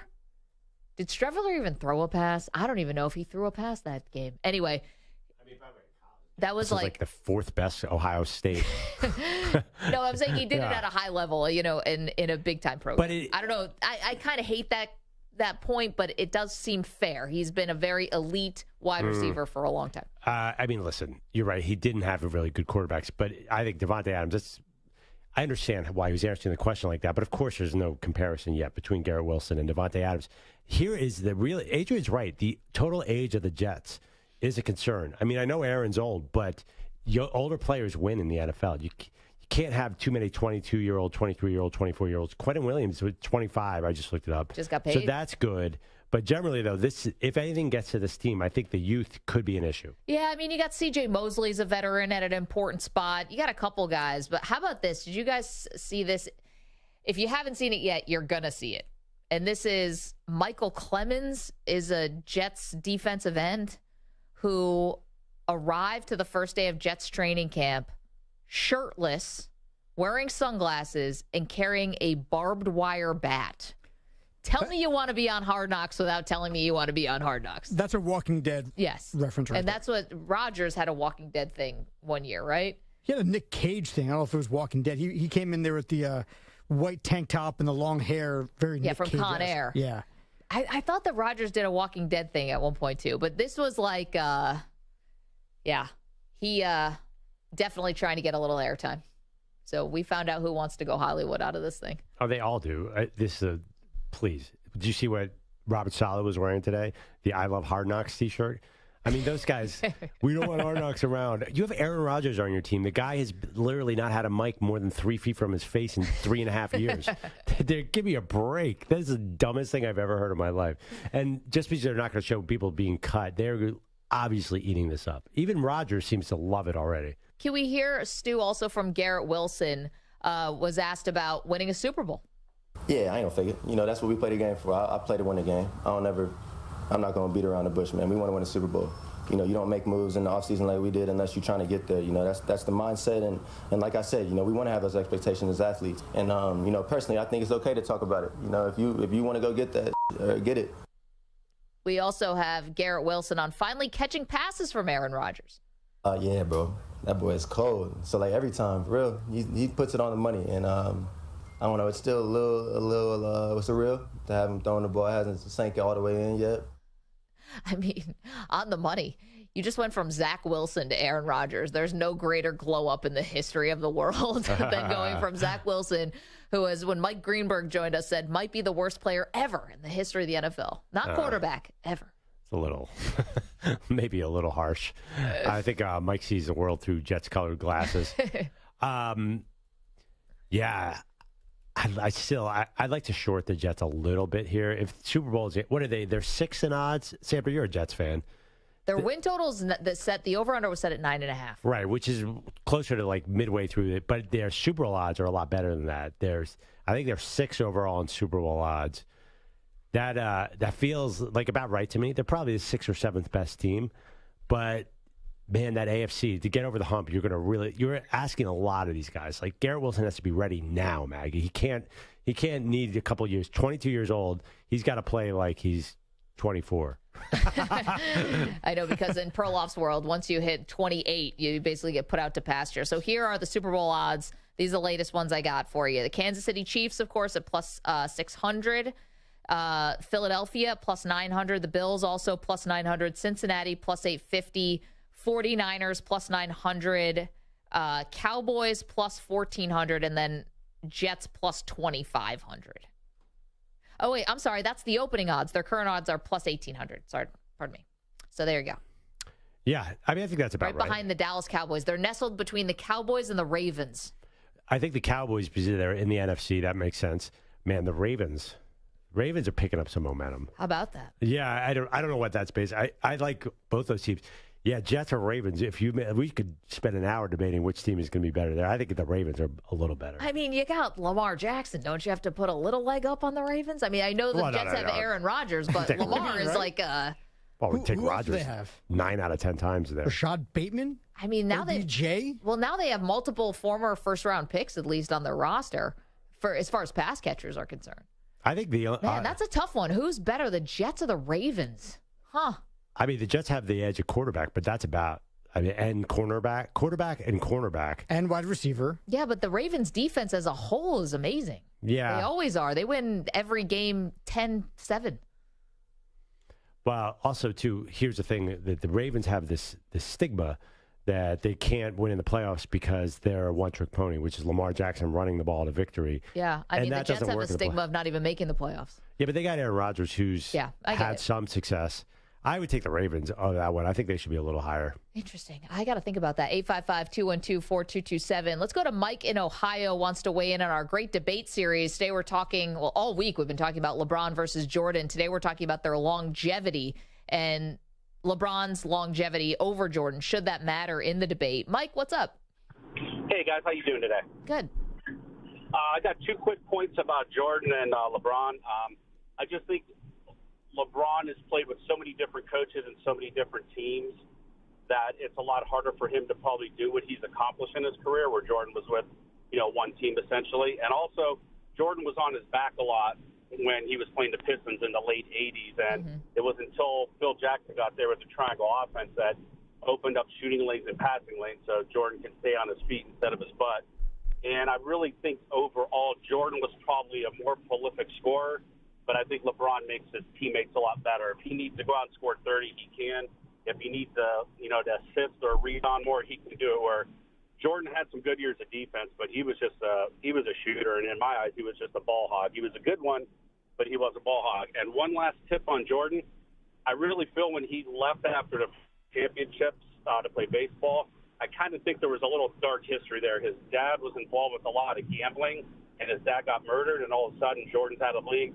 I think secretly Jordan and David Stern sat behind closed doors and said, we don't want to ruin the league. You're the face of the league right now. Why don't you take a break and then come back? And then that's when he came back with 3 more. Yeah, So Mike, that's always been the thank you so much for the phone call and weighing in there. I had not thought about the longevity debate, though. Should LeBron get more credit for winning with multiple teams, multiple coaches, whereas Jordan had the stability. He had, the everything. Well, everything revolves around LeBron, but like the fact that LeBron has won championships now with 3 different teams, it's so rare when you're the focal guy, not just like ring chasing. But well, one thing is, clearly we've accumulated this week the excuses for LeBron overwhelm the Jordan excuses by 25-1. Now, the other thing that Mark is talking about is that's never been proven about Jordan's father. This has always been one of those things that's been around the NBA, that Jordan had to take a break, or that David Stern wanted Jordan to take a break because of the gambling and because of his father's murder. I do believe it was, and me in sports conspiracy theories, I love them, but this one to me did seem more about the grief, about Jordan's father always wanted him to play baseball, and it was sort of honoring that. I don't read too much into it. Also, they found the people who did murder Jordan's father, and they said they were just robbing him. It was because he was like driving a fancy car. But I don't think, again, because I'm more about the peak years, I don't think it has anything to do with this debate, whether he played those 2 years or not. And by the way, the ball hog thing is ridiculous. Who's called Michael Jordan a ball hog? No, he's the greatest scorer. But he hit 50% of his shots. You can't be a ball hog and shoot 50%. So with LeBron, nobody's ever called I've never heard anyone call Jordan a ball hog. No, because I think his teammates, maybe not Scottie Pippen, but I think even Scottie, were more than willing to let him shoot as much as he wanted to shoot. They needed him to. But he didn't have to shoot that much because he was such a high percentage shooter. He was a really good passer. That's the thing. Like, he basically, he was never like James Harden where he would go like 3 for 19. That just was not in his arsenal at all. Also, he did not shoot 3-point shots, so maybe he would have done more of that. But he was such a great shooter that to say he was a ball hog would make no sense. Now, Allen Iverson was a bit of a ball hog, but Jordan, not so much. Dan in Vegas is in our chat, youtube.com/CBS Sports Radio. LeBron is a journeyman and Jordan led a team. LeBron's not a journeyman. Playing on 4 different teams, 4? Cleveland, Miami, Lakers, 3 different teams, doesn't make you a ball hog. It doesn't make you a journeyman. Well, 2 Cleveland stints. 2 Cleveland stints, but that's not journeyman status. Well, listen, when you got to shop around to try and win titles to catch Michael Jordan. Listen, not everyone gets blessed to go to one organization that's stable, that does the right things, puts the right pieces around. Oh, come on. Has a great coach. Yeah. Sometimes you got to move around a little. It's like a shark. Not everyone's good enough to single-handedly win NBA titles. Some people just need help. It's true. Even Jordan needed help. 855-212-4CBS, 855-212-4227. Okay, we do have Lane Kiffin sound for you that we would like to play from the SEC Media Days. We also have, this is coming across, another bizarre baseball injury. Oh, brother. This is bad. We'll get to that in just a moment. Don't move. Maggie and Perloff on CBS Sports Radio. You're in a 5-minute break.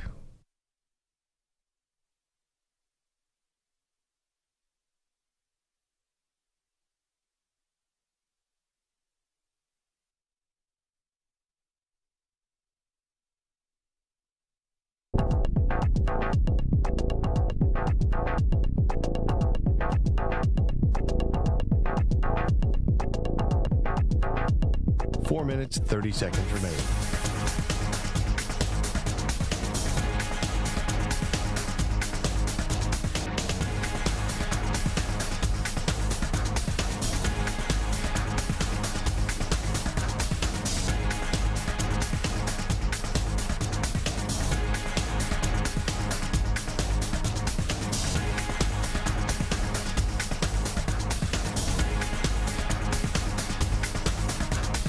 Minutes remaining.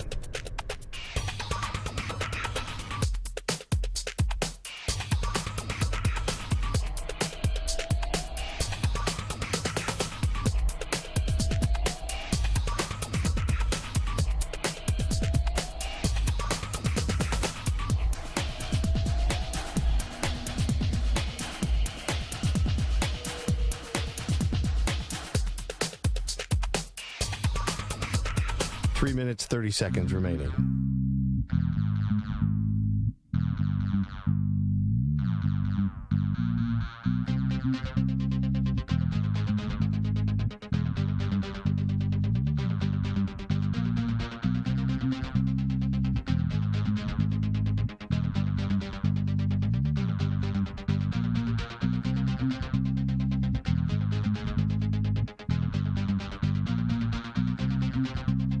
3 minutes remaining.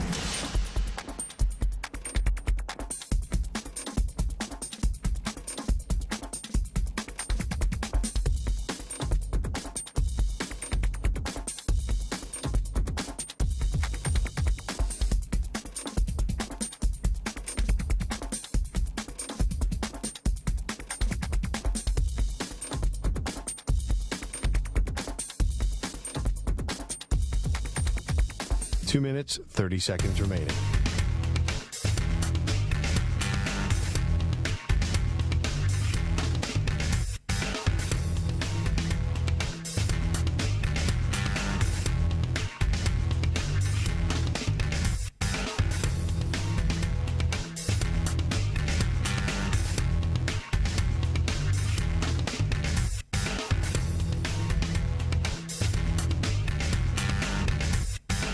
Two minutes remaining.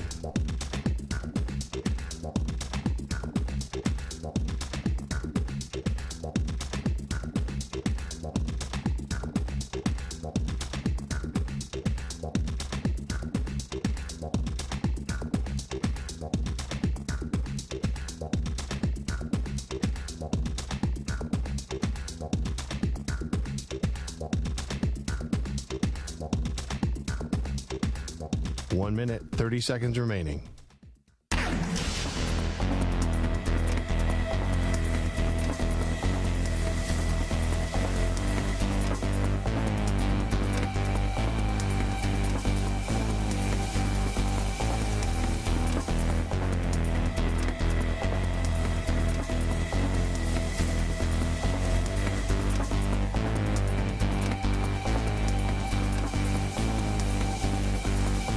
Minute remaining.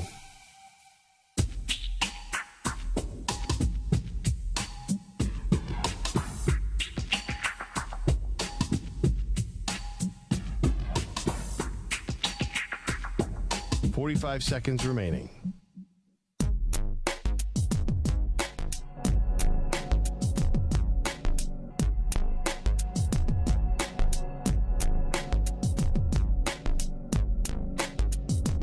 Seconds remaining.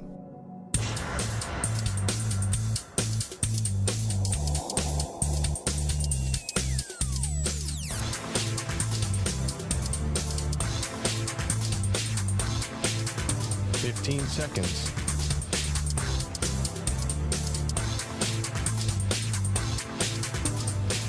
Break ends in 5 seconds.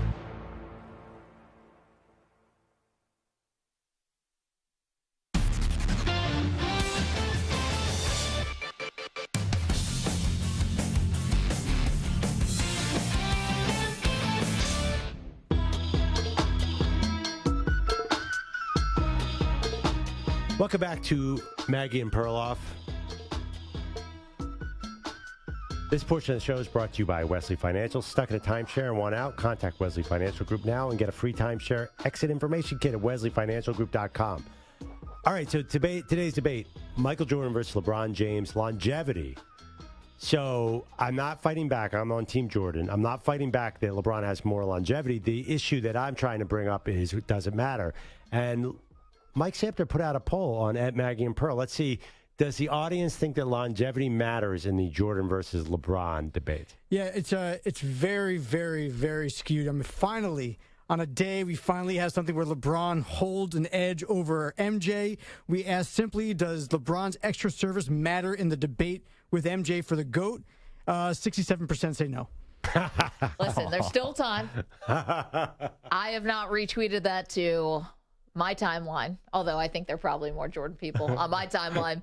I think it has to matter. Perloff says no. Let us know what you think. 855-212-4CBS, 855-212-4227. Okay, we got some Lane Kiffin we'll get to in a second. But first, so this happened today. The Seattle Mariners are playing the Minnesota Twins right now. It's the top of the third inning with 2 outs. Are we sure this happened today, Stu? It might have happened yesterday. Jared Kelenic, who is a young star for the Seattle Mariners, mad at himself, kicked a cooler, now on the IR. I just feel terrible. especially for the guys. I let the emotions get the best of me, and I let them down. Take full responsibility for it.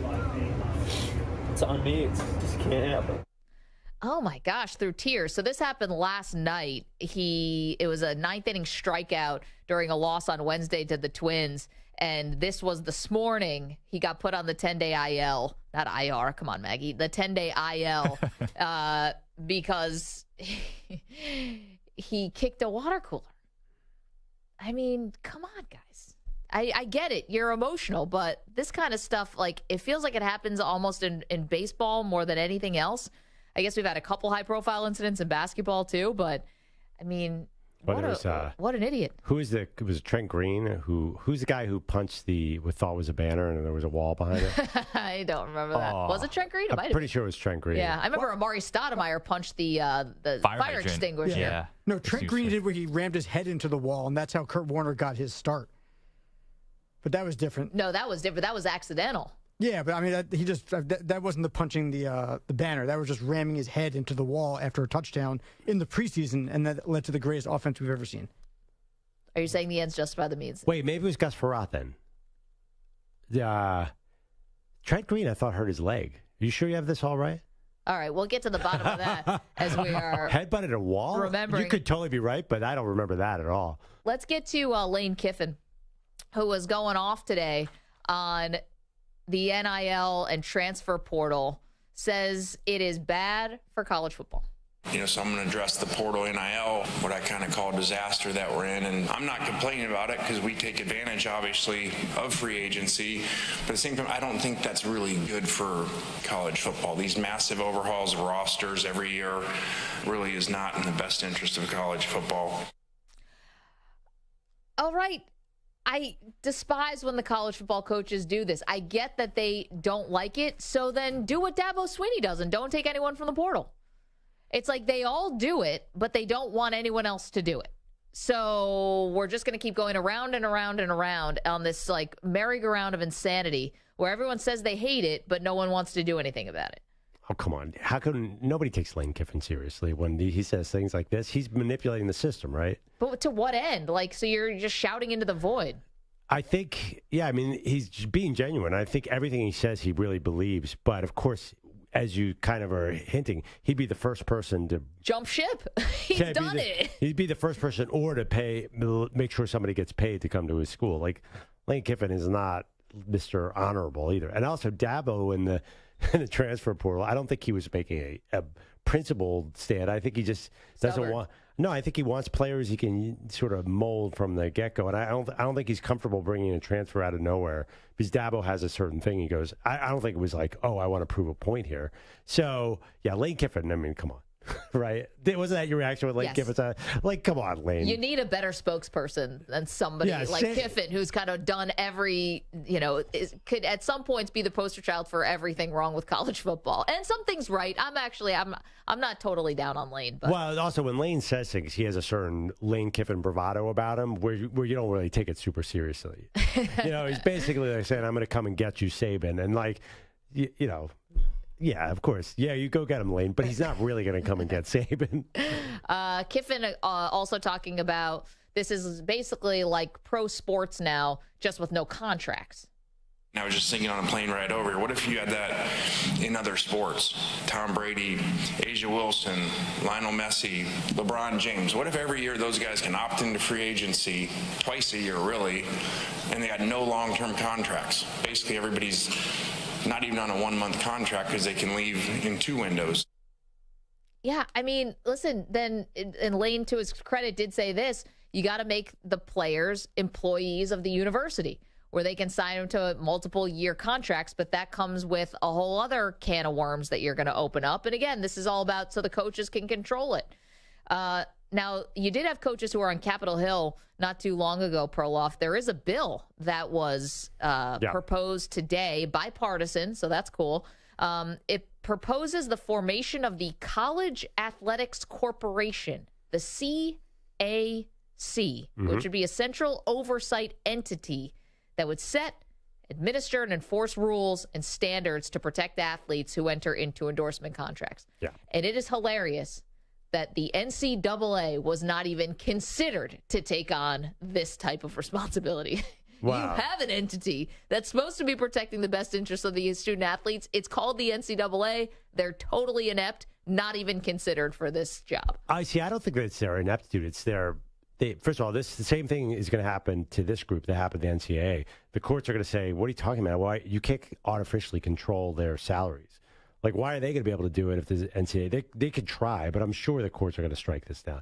You can't just say, it's too late. You can't say these guys don't have the right to earn as much money as they can, right? I mean, it's America. I don't even understand this whole thing. Because, basically, the Supreme Court said you're a joke, NCAA. Then Congress said we hate the NCAA. The same people are going to rail against this thing. You can't just artificially stop this now. You can't say you can only make, I don't know, $1 million. Like, what's legal about that? No, I mean, I think that's what teams, though, like Ole Miss, I'm sure, and others want salary cap, right? But what legal standing do they have to create this? I don't. I mean, the legal standing that, football and basketball has is because they, operates outside antitrust laws and stuff. No, because there's a contract.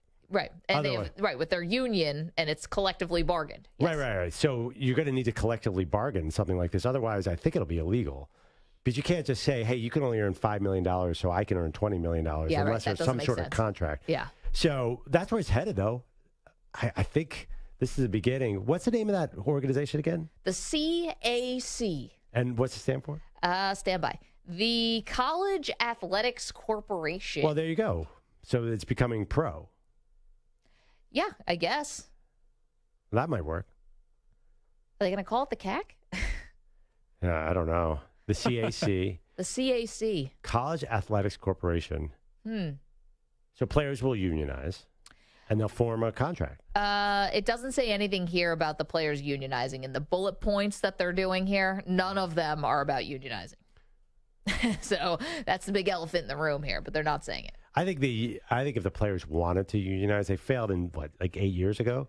Was it even that long ago? I think it was. And again, that was ago. Northwestern. Those students. Imagine if they'd be known more for that than what's going on there right now. But I think that's heartbreaking. I think they will easily succeed if they really want to unionize now, because they're getting paid. So we'll see. It's all going pro, baby. Let's go to the phones, 855-212-4CBS. Doug is in Arizona, wants to weigh in on our great debate series, which is it's LeBron versus Jordan week here on the Maggie and Perloff show. We've been doing little subdivisions of this argument over the week, and today we're talking about longevity, the fact that LeBron has had a longer career. Should that matter in this debate? Doug, how are you? I'm fine. Thank you for having me. Mm-hmm. Well, I mean, I've seen every great player since Jerry West and Wilt and Havlicek and all the way up. And I saw Jordan early on, and he was just a showboat, and he didn't really win until he got past till Larry Bird retired and the Pistons were done, and Magic was pretty old. So I don't have a lot of regard for Jordan in his early years compared to LeBron, who I think pretty much excelled early on with far lesser teams. But that's my opinion. I don't think longevity matters. I think as a longtime Boston Celtic fan for 50 years, the greatest players I ever saw were Kareem Abdul-Jabbar and Magic Johnson. As much as I love Larry Bird and John Havlicek, so I have a peculiar way of looking at them. I think in pickup games online, I always let somebody pick Michael Jordan first, and I take Wilt Chamberlain, and then so they pick somebody like LeBron, I'll take Bill Russell, and then there's always Kobe and everybody else. So I'm a big man fan, but I think LeBron has been pretty awesome, and Jordan really was pretty fortunate in the time that he played against much lower competition when he won his titles. That's my 2 cents on that. Doug, thank you for the phone call.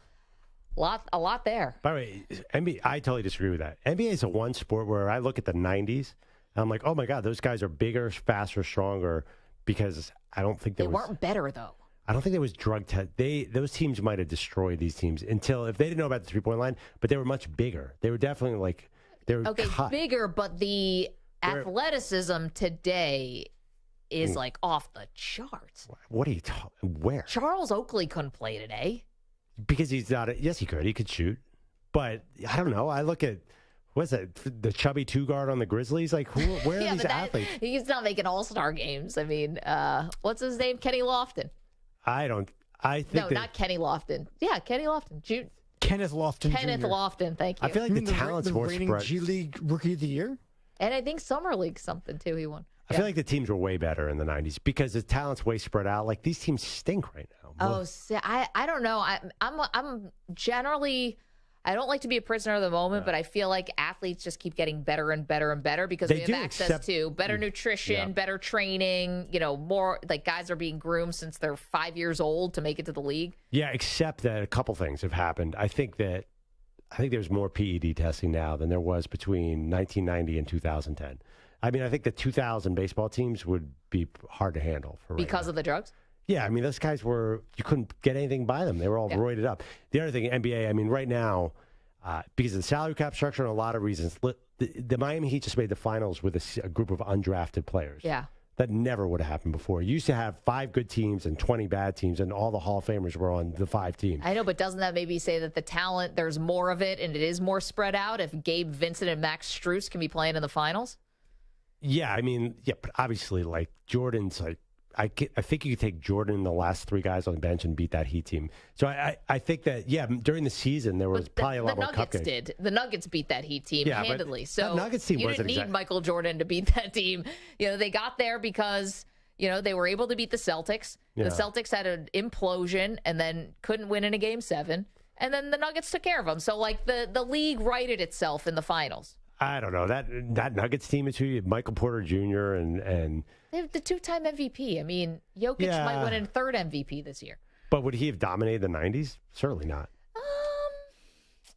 I don't know. I mean, he would have had to go on against Ewing and Robinson and Hakeem and Shaq, and it was a different time. I know, but he could also hit threes, and they would have had to get pulled out, with his skill set. So yeah, maybe. But is that our next week's great debate series? Jokic against Elijah one? I definitely think the NBA is talented. I watch. Finally, someone's doing that on radio. The salary structure of the NBA forces you to put these 19-year-old kids out there. Like, you have the Houstons and Jalen Green. Like, those guys weren't playing in the NBA before. Well, everyone was going to college. Also, aren't there more teams now or something? There's got to be. Definitely. There was expansion. Yeah, I think the league's a little thinner, in my opinion. Well, it's funny because they want to expand again. Back to Seattle and Vegas. Yeah, we'll see. That might not be good. You have a lot of meaningless regular season games. But I will agree with you. The Bulls did beat up on a lot of cupcakes back in the day. During the regular season, and there were bad teams. Yeah, and Doug's right, too, about Larry Bird's back sort of giving out, and that's when Jordan could finally get by him, and, like, the Pistons were falling apart. There you go. 855-212-4CBS, 855-212-4227. Oh, what happens when athletes get really honest? I mean, really honest. We've got that for you next. Don't move. Maggie and Perloff on CBS Sports Radio. It happens after this CBS Sports Update with Marco Belletti. CBS Sports Radio. Sports Flash. All right, guys. Amateur Christo Lamprecht, Emiliano Grillo, and Tommy Fleetwood each sit at 5 under after one round of the Open. Stewart Cink, Wyndham Clark 2 back. Scotty Scheffler, Brooks Koepka, Patrick Reed all at 1 under. Meanwhile, checking baseball, top of the 4th inning, got the Mariners in front of the Twins 1-0. All the early games are done. Braves came back on the D-backs 7-5. Matt Olson homer twice. Austin Riley or go had 3-run shot. Reds handle the Giants 5-1. Brewers silence the Phillies 4-zip. White Sox handle the Mets 6-2. Blue Jays shut down the Padres 4-0. Chris Bassett scattered 4 hits over 6, and the Tigers blanked the Royals 3-0. Jets training camp underway. Aaron Rodgers trying to take things slow in his new home. I think it's always important to have patience in shorts and helmets, have patience the first few days of camp.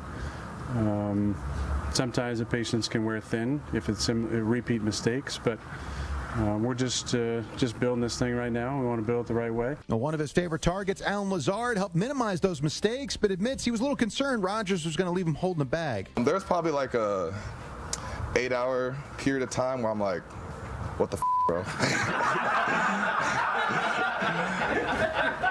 And he was like, it's going to happen. I'm Marco Belletti. Hey, it's Amy Lawrence. Be sure to listen to CBS Sports Radio at home. Just ask Alexa to play CBS Sports Radio. CBS Sports Radio.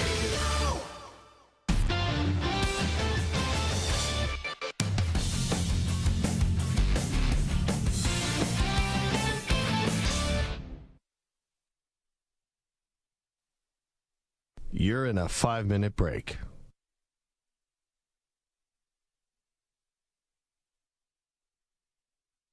All right, my least favorite.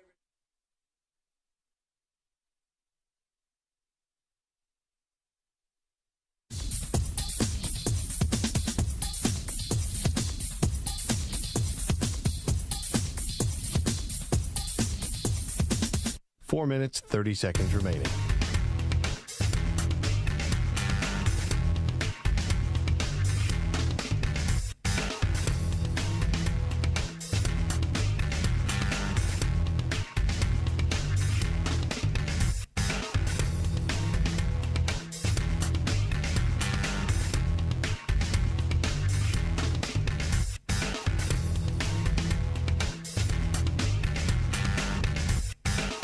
Four minutes remaining.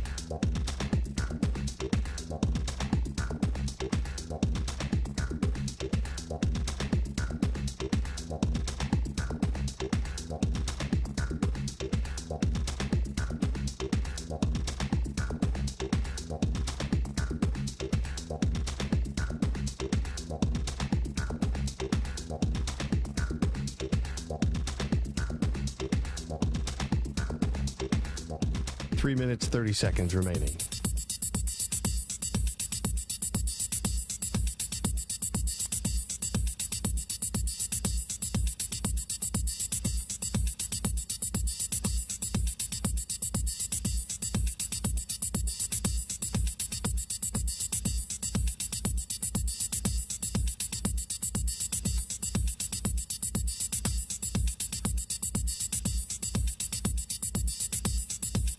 Three minutes remaining.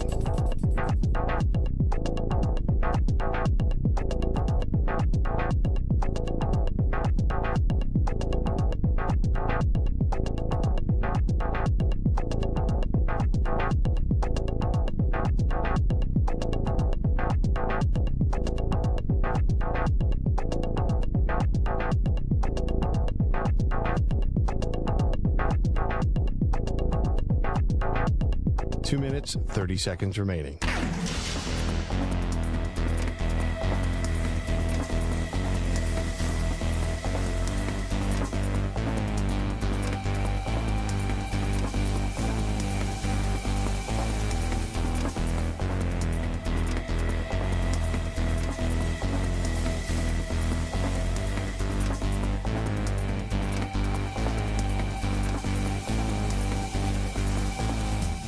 Two minutes remaining.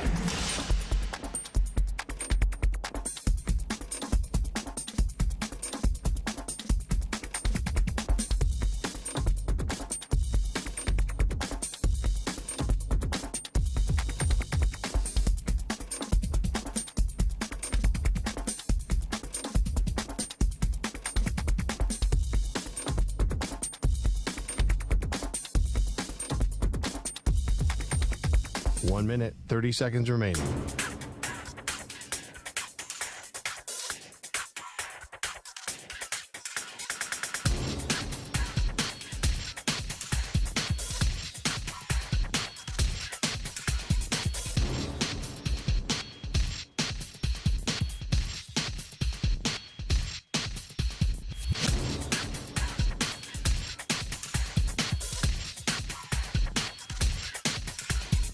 One minute remaining.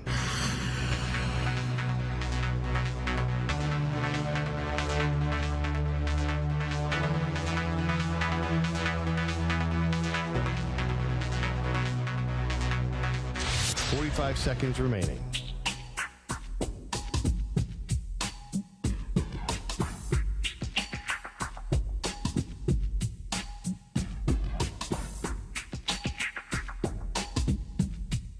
Thirty seconds remaining.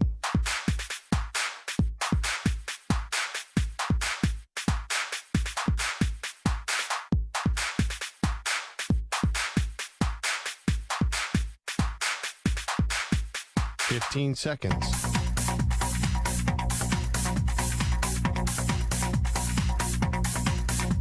Break ends in 5 seconds.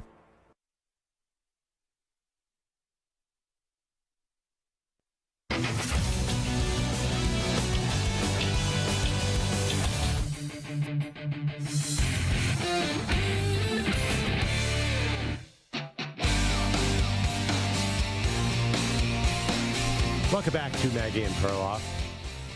I just had one of those moments where I realized what I should have said last segment, but I didn't say it at the time. The reason I call it radio regret. Radio regret, but I'm going to say it now, and you can't stop me. The reason About what topic? the NBA was so much better in the 90s and do that is because guys used to play 3 or 4 years of college, so you didn't have to watch them grow up in the NBA. So the average age of players was between 22 and 30, not 19 and 30. And also you expanded. So generally, I think there was probably a little more talent. Now, the game has changed so much. Now you can be a skinny little guy and score 25 points a game. Back then, you had to bulk up a little bit. Right, so it's a very different game, but I do think there's been an issue. That's why you have these young guys who are like, wait, why is this team putting out a bunch of 20-year-olds? It's kind of the economic reality, what you have to do in today's NBA. And also, like, don't hit the player, hate the game. Like, general managers don't want to draft 22-year-olds because it's like you're already too old at that point, which is ridiculous to me. Well, right. It's not that you're too old to play. It's like, wow, if you didn't come out till you're 22, then you must...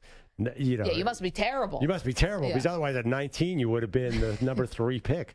Yeah, you're right. Like seniors in college seem like, oh my God, second rounder at best. Yeah, it's like, ooh, what did he do wrong that he has to go back to school? Although now with NIL, it's a lot more attractive for some guys to go back to school because it's like, hey, I can keep working on my game. I'll make a couple $1 million. I'll get a car. I don't have to worry about the NCAA breathing down my neck. Like this could be pretty fun.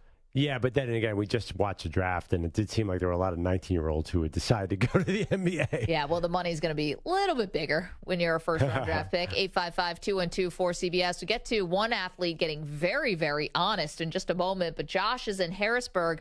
Josh, how are you? I'm good. I got to say, the whole college thing is bogus because I don't remember Sean Kemp having any problems skipping college. I don't remember Kevin Garnett or Kobe having problems skipping college. Yeah, for the great ones, they adjust. Yeah, I'll tell you 50 guys who did have problems. Is just so much different now. That's what makes it less exciting. I mean, I used to be a hoops, nut. Now it's probably my least favorite sport out of the three because baseball, is banned the shift and.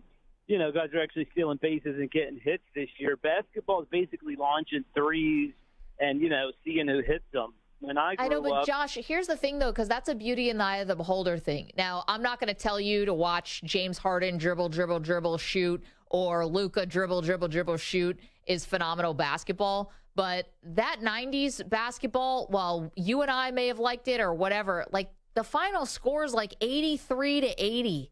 That wasn't exactly the beautiful game back then. It was a lot of, hulking, slow, and thank you for the phone call. Like, again, like that's a beauty in the eye of the beholder because some people didn't like that slow basketball compared to the fast-paced style we see today. Well, it wasn't every team. It was really the Knicks and the Heat who were slow. I mean, I think the West Coast teams were still pretty fast. Run TMC in Golden State.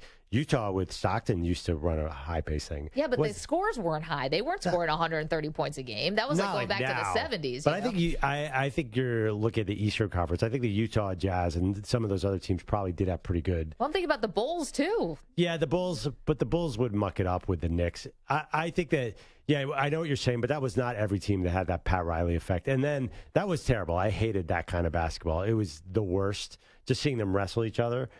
But I don't think that was every team. It is such a different style now, though. I was thinking about Devin Booker, is the perfect NBA player right now. Yeah. Who would he have been in 1995?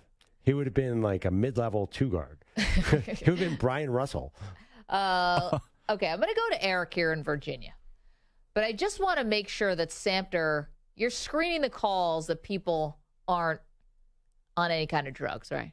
Well, I mean, I can't determine whether or not they are or are not on drugs, but sometimes things that they say make you assume that they must be. Okay, let's go to Eric. He's in Virginia. Eric, are you of sound mind and body?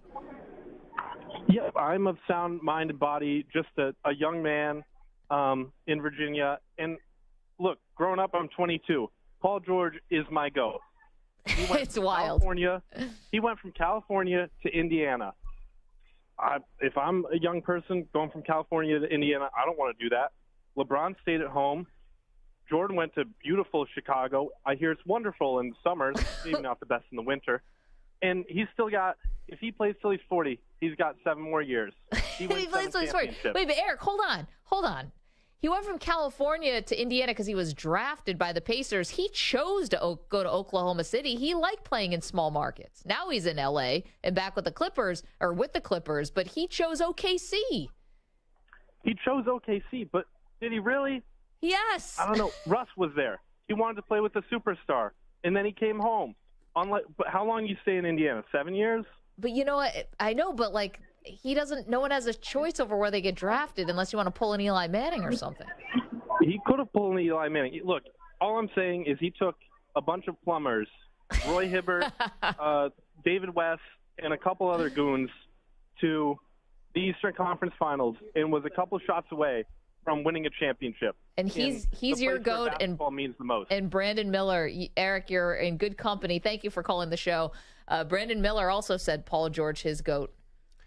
Okay. Oh, I see where he's going now. By the way, Roy Hibbert, everyone, you're down on Roy Hibbert. Roy Hibbert just came in the NBA draft, was picked at number 1 overall, and Victor Wembanyama, everyone's excited about him. He's basically a skinny Roy Hibbert. Yeah. Lance Stevenson also on that team. George Hill.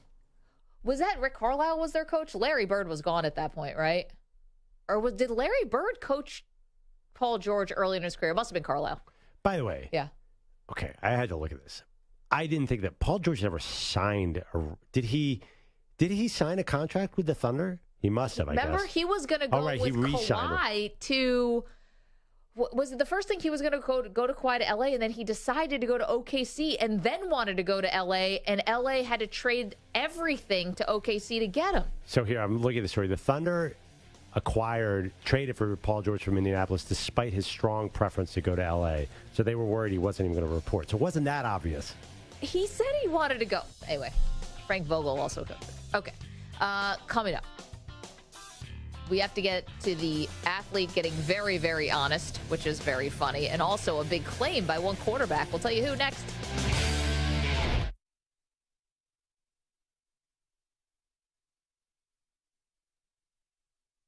You're in a 5-minute break.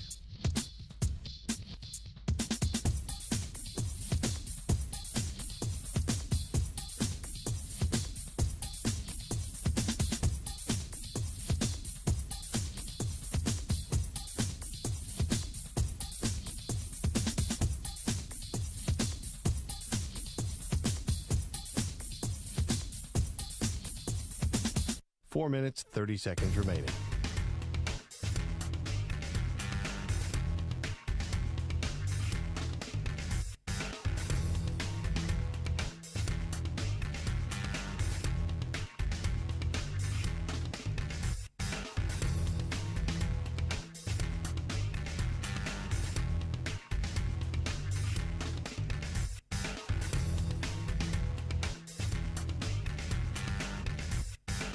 Four minutes remaining.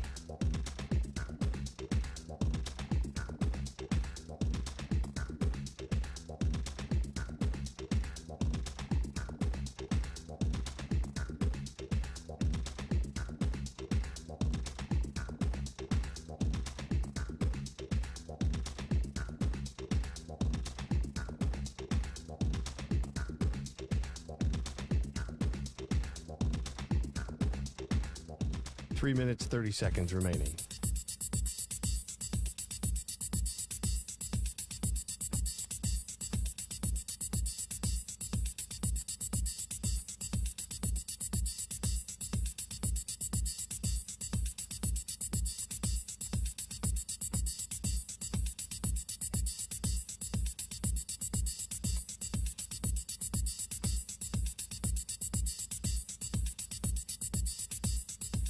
Three minutes remaining.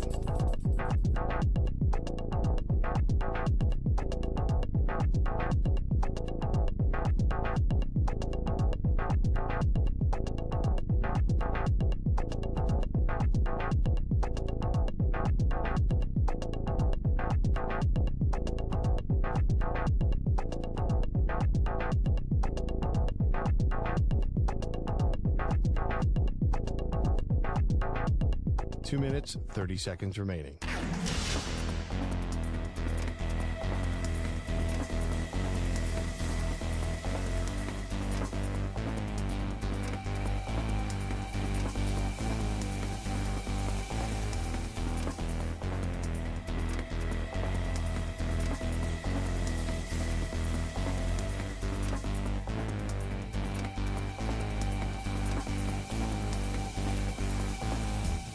2 minutes remaining.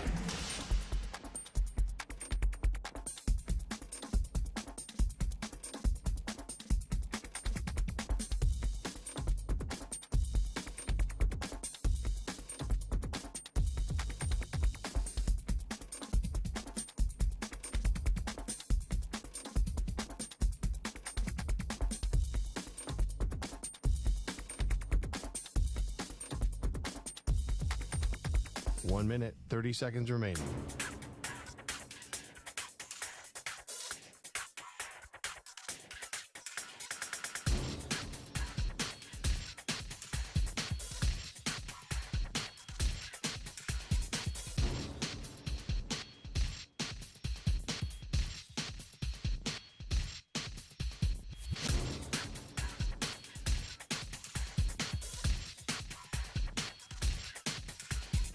One minute remaining.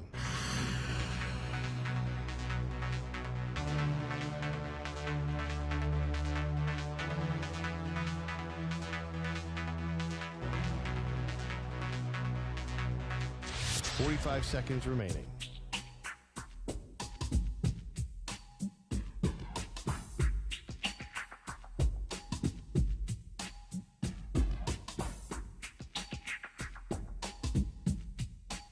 Seconds remaining.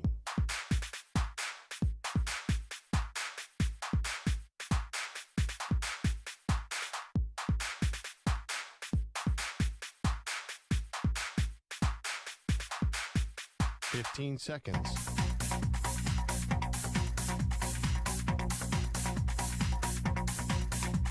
Break ends in 5 seconds.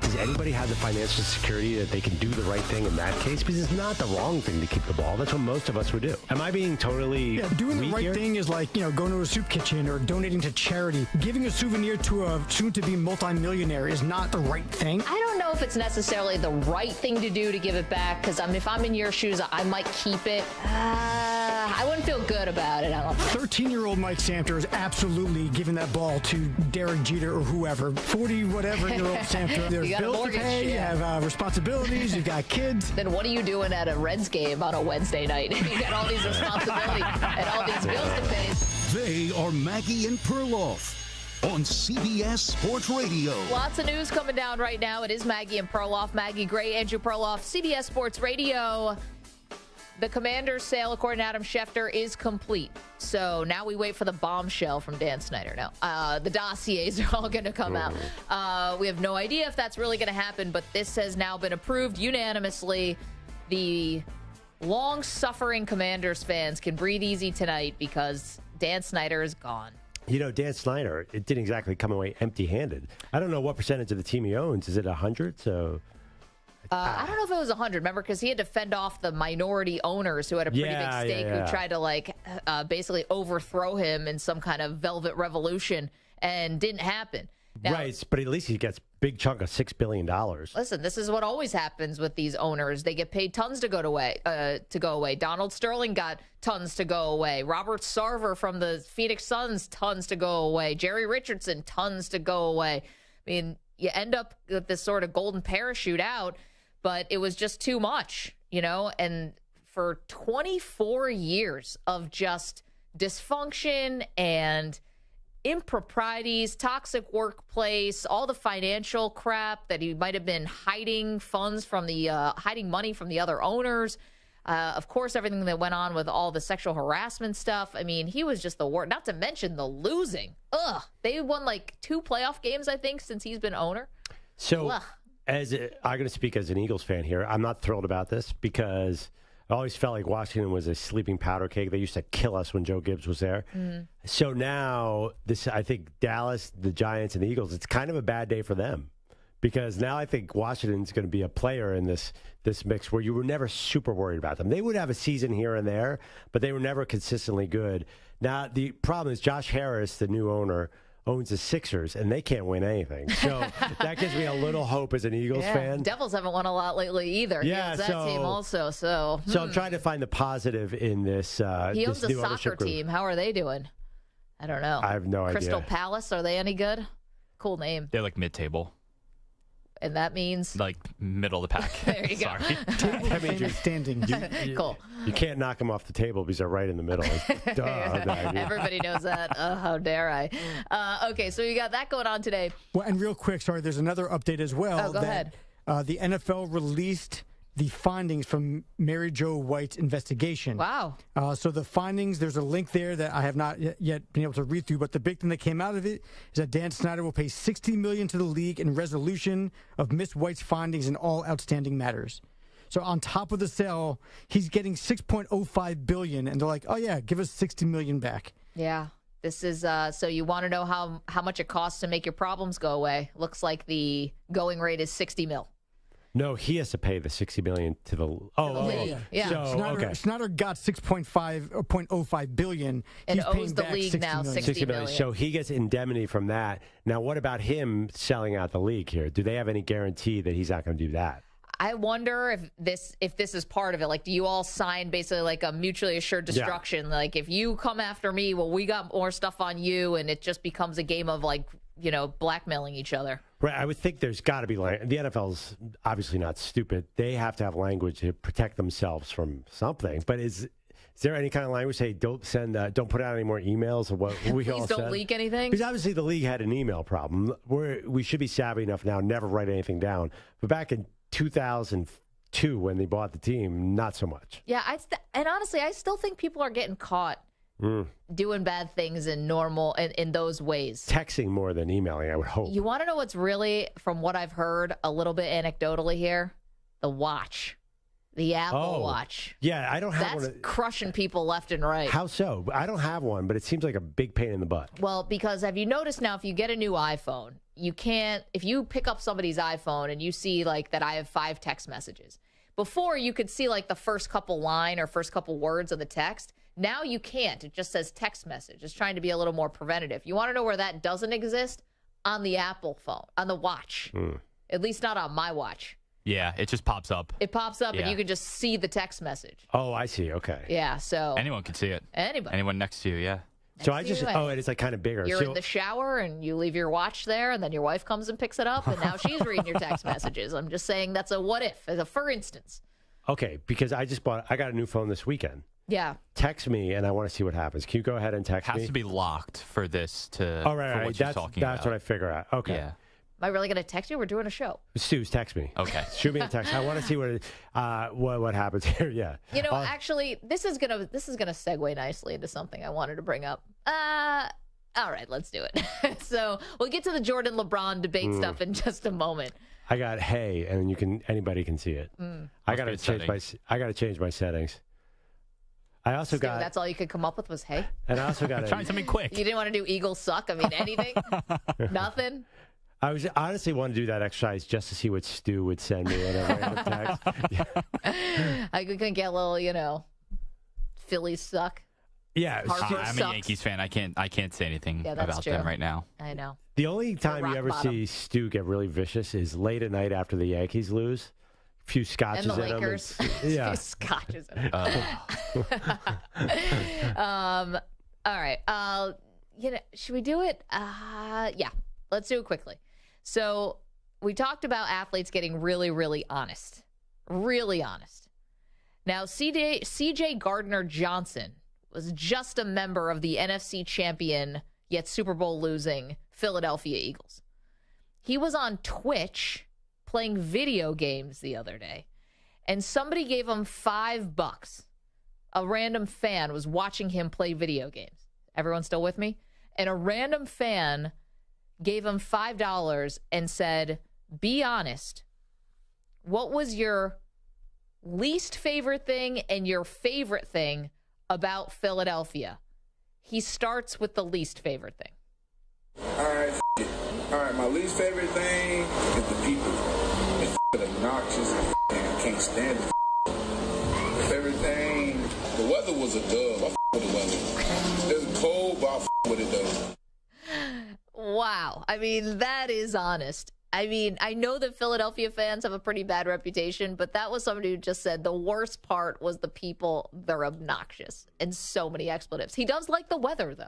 He did say, I hate those bleepers. I'm sorry, I bleeping hate those bleepers. Yeah. I think there's a couple. I think you missed a few bleeps there. Where is he from? I don't even know. I think he's from Florida. Okay. He's from Cocoa, Florida. And he likes the weather? He likes the weather in Philly? The weather in Philly is just like the weather in New York and a lot of places in the Northeast. I mean, good riddance, I guess. He's now on the Detroit Lions. He's no longer on the Eagles. I was surprised the Eagles had zero interest in paying him in the offseason, which says to me something. Because didn't he have like 100? He had led the league in interceptions last year, and they don't want to re-sign him. So I was wondering about that guy. But that doesn't bother me at all. Maybe it's because he didn't jive with the people. Maybe he didn't want to be there. No, I mean, I don't think they even made him an offer. Oh, really? Or they lowballed him like crazy. And by the way, that being said, so where did he go? Didn't he go? Detroit. Detroit, yeah. I mean, nicer people. Yeah. I mean, if he's from Florida. Yeah, but he likes that weather. And he's playing in a dome this time now. He has to play outdoors. Detroit. I think the paycheck is probably more. Yeah, I don't know. Maybe the people are nicer in Florida. I don't know. A lot of people are picking the Lions to win the NFC North. Well, it doesn't seem like C.J. Gardner-Johnson's the only one who doesn't like Philly. Seems like the Always Sunny people don't really like Philly either, as they use Boston as their backdrop for a Philadelphia scene. I have an explanation about it. By the way, this is a TV show that you guys really love. Yeah. It's Always Sunny in Philadelphia. I think a lot of people love Always Sunny. Yeah, something happened last night, and I feel a little bad. What? So I was watching It's Always Sunny in Philadelphia. There's a new season on FX you can get on Hulu. I'm giving them a promo because I deserve it. It's the best show of all time. They were showing stock. They can't afford to go to Philadelphia and shoot. Uniontown. No. It's a low budget film in Los Angeles. They film in Los Angeles, so they can't go. They can't bring everybody out to Philadelphia. So what they do is they use stock footage when they're in the car. Yeah, this is like Seinfeld. Seinfeld was never filmed in New York. They always filmed everything in L.A. and they showed stock footage of New York City. Oh, absolutely. I'm sure Friends was the same way. I was watching the show great point. I was watching the show last night, and I was watching him drive around Philadelphia, and I noticed a sign that said Copley Square, Back Bay. Oh, no. That's Boston, baby. Yeah, so I was really upset. But it was a dream sequence, so I was wondering, does that give you an excuse? I hate dream sequences. It's such a cop-out. Oh, did I ruin it for you, Mike? No. I mean, that doesn't ruin it, but I mean, unless, the fact that it's a dream sequence ruins the whole episode, then yes, you did ruin it for me. Otherwise, I mean, does the dream sequence, is it intentionally meant for him to be... I'm sorry, do you guys want to take care of this on your own time? I mean, is there a water cooler we can find for you to go somewhere? Stu and I have no idea what you're talking about. We're very angry about Philadelphia fans, apparently, and apparently the show that takes place in Philadelphia doesn't even want to be in Philadelphia. There are a lot of sports sites It's Always Sunny in Philadelphia. They get athletes on there all the time. Chase Utley is like the number one. Well, then I already hate the show. Yeah. Chase Utley's all over Always Sunny. Chase Utley. Chase Utley he's basically a major character in the show. Then there's no chance I'll ever watch it. Stu, hit the music. Let's get to our great debate series.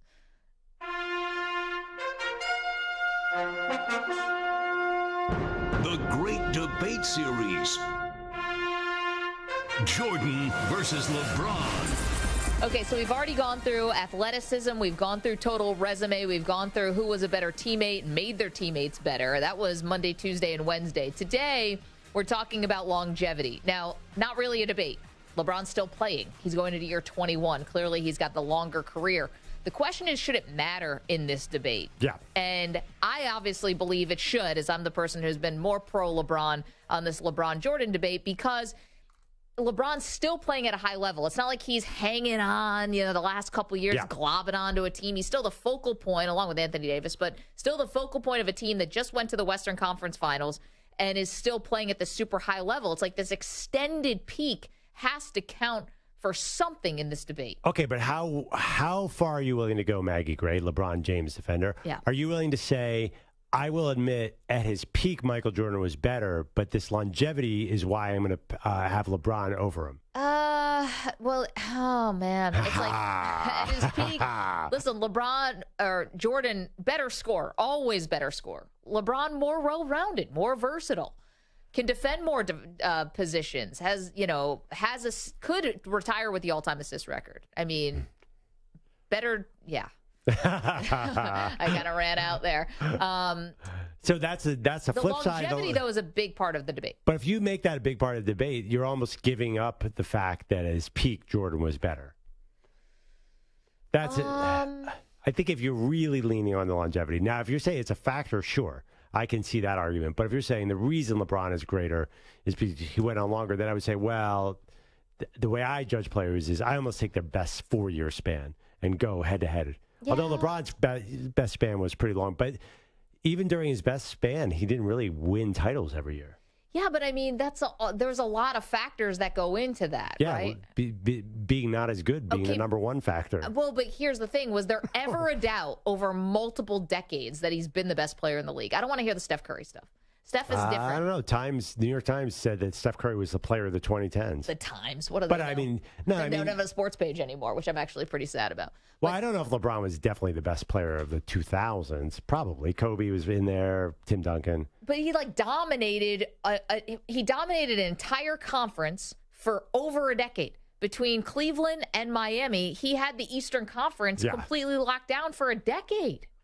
Well, right, but you're saying the 2000s. I don't think he's the player of the 2000s. How many rings did he get in the 2000s? I know. You can't be player of the decade and not win a title. It's either Duncan, Kobe, or Shaq. Well, then the 2010s. 2010s for sure. I do know that some people put Curry ahead of him, but Curry mainly because he changed the game and not because he was a better player. Yeah, right. Okay. But he had an impact. We're not talking about that, right? Because neither Jordan nor LeBron changed the game, really. Like, they were just great at it, right? When I look at both of them, Jordan changed a lot of things. I mean, maybe you wouldn't say the game, but he changed the industry. Yeah, but I think LeBron changed the industry a lot, too. 1/100th of what Jordan did. I mean, LeBron's got an agency. Well, that's tomorrow. LeBron runs the league. We're going to talk about impact and legacy. You got to be joking. You guys saw the movie. I mean, Jordan invented an entire... Just wait 10 years. There's going to be 50 LeBron movies about him and Maverick Carter, about what he did for free agency and the Big Three. And Will Damon and Affleck in that Oh, my God. You guys are insane. No, we understand. Did you ever hear of a little thing called sports marketing? Who do you think started that? It wasn't LeBron James. Sports marketing literally started when Michael Jordan put on that shoe. The entire industry is based on that one little movement. I know, and I think that there's a part of that which is, it will be forever changed, no doubt, but there's a part of it that is, it's like, that's insurmountable to a lot of people because you're still wearing Jordan sneakers. It's like, you can't even imagine that someone else could be a game changer in another way. And I think LeBron,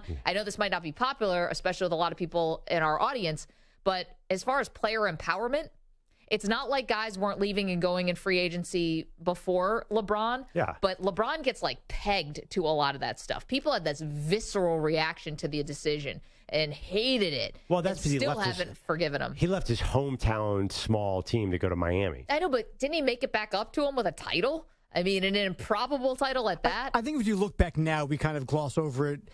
Part of it was also just how he said it, taking my talents to South Beach. Had he been smarter with how he did it? Well, but Kobe Bryant said, "I'm taking my talents to the NBA." So when he but was nobody declaring, was paying attention at that time. Well, I mean, he was taking Brandy to the prom. I think some people were paying attention, but I think the question is about who do you peg for player empowerment? This is the moment we're in. Kobe actually said, "If you draft me, I'm not coming there." That is true, to New Jersey. John Elway basically said, if you draft me in Indianapolis, you ain't going to see me. So there was a lot of player empowerment. Jim Kelly did it. The thing is, LeBron was his hometown hero. So I think that's why he had to wear the black hat after that, because he left this gritty Cleveland where he had a lot of success and went to Miami and Easy Street. Yeah, because Cleveland and Miami, you can't find two more different cities. Exactly. I get it. But here's the thing, though.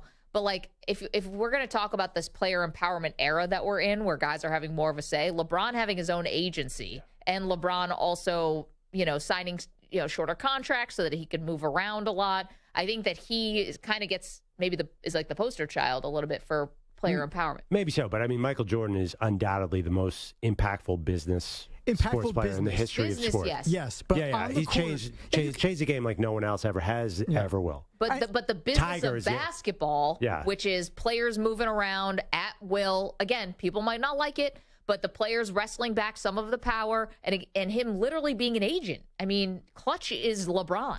Yeah, I honestly, I wouldn't even. I'll have that conversation, but I'm telling you, guys come on the air to that tomorrow. You're not going to get a lot of support. Well, there's different ways of impact, right? Steph Curry impacted the way you actually play the game of basketball. MJ impacted, like you said, the business side of basketball. LeBron impacted the way. It's constructed. The way the game is constructed, the way players play, it's going to be the history of the game. What? How did he change the way the players play? No, how teams are constructed. That's what I would say. I don't think LeBron, the way teams are constructed. You're saying Jordan, okay, so LeBron is completely changed the way teams are constructed? Yes. I think the super team, now there were super teams before. And the short-term contract. The Showtime Lakers. I know there were super teams before, but this was the idea that you cannot win unless you have a super team. Wait, and the short-term contract? And the short-term contract thing, where as opposed to a guy wanting a 7-8 year deal staying with the team, LeBron was the first to really do those 2-3 year deals with the 1 year opt-out. And who does those now? Everybody. All the players in the NBA do it now, and every 2 or 3 years they're opting in or opting out. James Harden, Kevin Durant, all these guys, Kyrie Irving, Did all of them. Durant decide a 4-year deal or 5-year deal worth $300 million? 2 year opt-out to 3 year opt-outs, and every year they have a chance to become every 2 years they have a chance to become a free agent and go somewhere else. That's what's happening. Kevin Durant has a 1 year deal. I could have sworn he had a 5-year deal. And that was why it's such a big deal. He signed a 4-year deal because he thought that Brooklyn was going to be the final move, and it obviously wasn't. And he signed one of those deals with the Warriors also, where it was like a 3-4 year deal, but it was an opt-out, and that's why he left. The Warrior one was short. But here's the thing now, and I don't know if this is LeBron's fault. I mean, Anthony Davis did this, which is, I don't care how many years are left on my deal. I want out, and I want out right now. How many years does Dame Lillard have left on his deal? Oh, like 4. Right. Curry's got a long-term deal, too. I don't know that all these guys have 1 year deals. It's news to me. LeBron loved that. Not 1 year deals, short-term deals is what I said. Different story. You guys are totally right. Like, LeBron definitely changed the games than the man who coined Air Jordan shoes. Well, I mean, come on. We saw how that all went down. This was first of all, did MJ coin Air Jordan, or did somebody else coin Air Jordan and he just took it because he was the guy? No, you're right. I think Michael Jordan he's probably the third most impactful person off the court in the 90s. If Stockton was a big deal. Get out of here. I'm not even arguing. This is the silliest argument I've ever had in my life. He was like an ancillary character in the movie. The movie had nothing to do with him. I mean, you're talking about a guy who they were just building this persona around. I would say if you're really going to have this conversation, you got to be talking about Babe Ruth, Michael Jordan, Tiger Woods, maybe Joe DiMaggio. Like, that's who you're talking about. You're not like just real transformative business people. Tiger and Jordan are so far away different. Well, Magic and Larry, Magic and Larry are different, but even those guys, they share the thing. Business. That was more on the court. That changed basketball and saved a little business too, a little bit. Yeah. I think the biggest person then is actually David Stern, who exported the league to China. I mean, I think Kobe was a big part of that too. Remember how big Kobe was in China? I would say it's the Jordan effect. And the Jordan effect, I get it's the dream team and Jordan. I mean, this is a guy whose silhouette was known in China. We all know the dream team was all about Christian Laettner. Come on.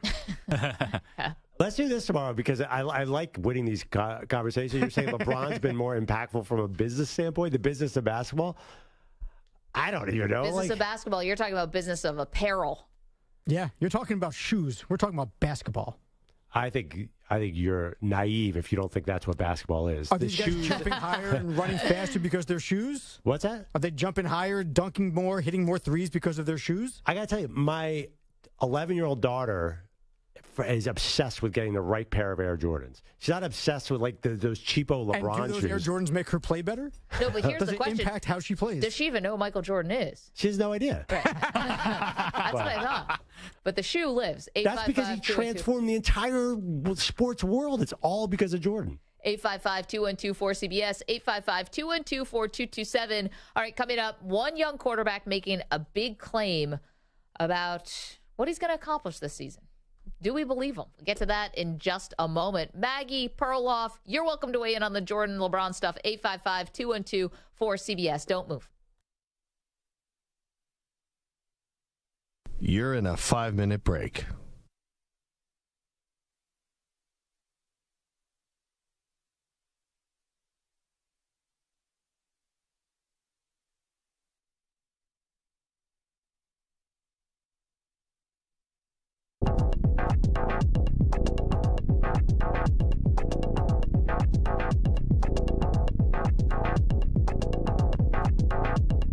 4 minutes, 30 seconds remaining.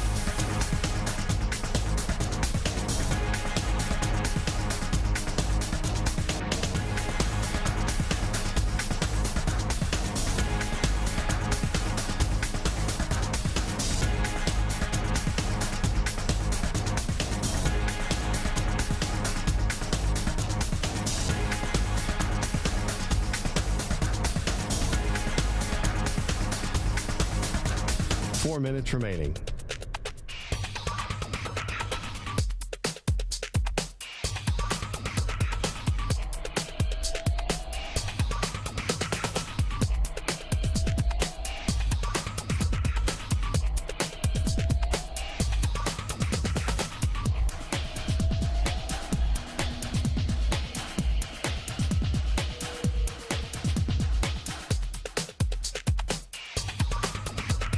Three minutes, 30 seconds remaining.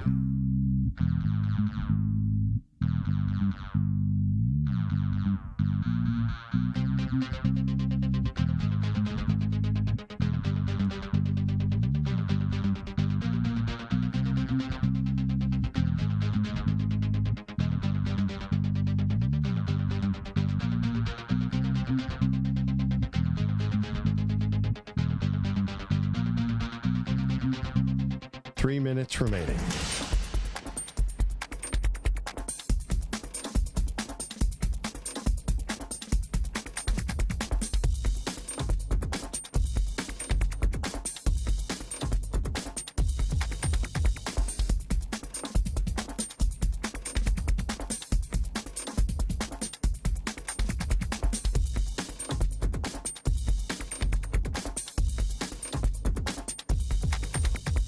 Two minutes, 30 seconds remaining.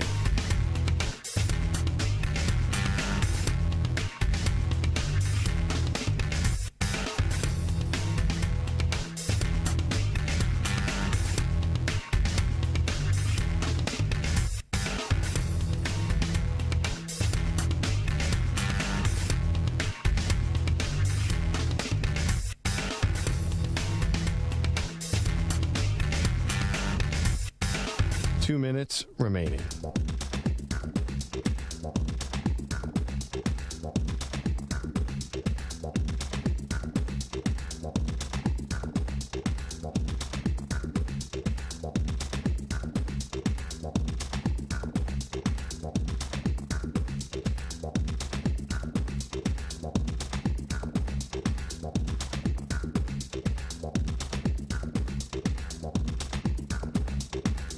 One minute, 30 seconds remaining.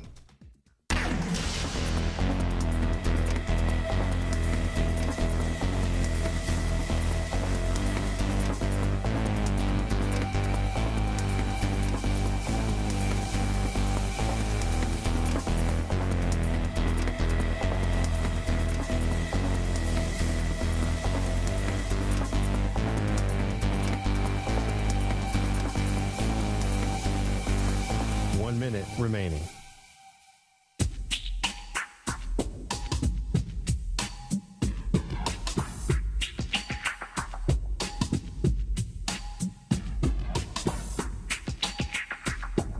Forty-five seconds remaining.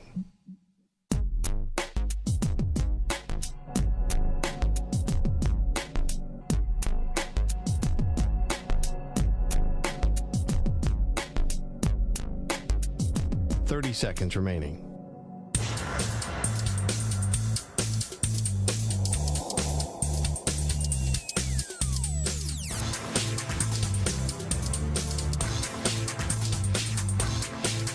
Fifteen seconds.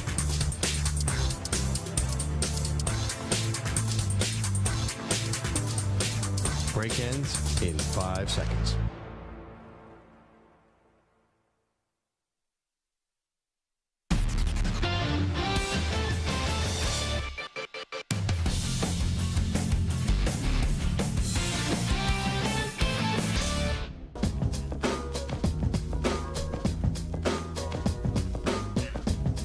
Welcome back to Maggie and Perloff. So Justin Fields hanging out with our friend Brian McFadden on the All Things Covered podcast was asked about his expectations for the season. The Bears have been around for 100 years. They've never had a quarterback to throw for 4,000 yards. Yeah. Will you break that record? I will. Plan on doing it this year, too. Woo! Plan on doing it this year. There you go. So he's planning on throwing for 4,000 yards. I don't know what else he was going to say. I don't know. Not He's me. like, nah, I'm targeting 33. I guess it's going to be 101 years. But so last year he threw for 2,242 yards. So we got a ways to go here. Although he does have a lot more help now with DJ Moore in town. Yeah, I mean, listen, there were 9 quarterbacks last year who threw for 4,000 yards. It's not a huge number. In a modern NFL passing scheme, you should be able to at least challenge that. He threw for 1 million yards at Ohio State. That's the funny thing. He's become this prolific running quarterback. He didn't run at all at Ohio State. All he did was throw touchdowns all over the field. So he has it in him. He has the arm. He's got everything. He does. The interviewer brought up an interesting point.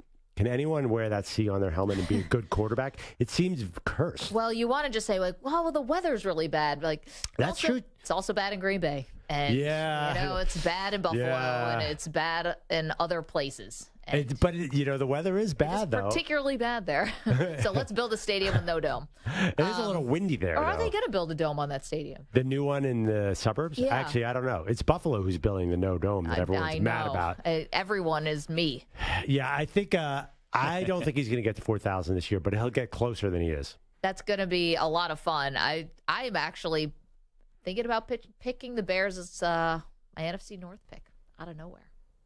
Oh, I love that. Thank you. It's inspired. I know. I'm still workshopping it, guys. Were you hanging out with Eric and Paul George's? Oh, yeah. Paul George is the GOAT, our 22-year-old listener in Virginia. Yeah. Maybe we are hanging out. Okay, so you guys have been talking about it a little bit.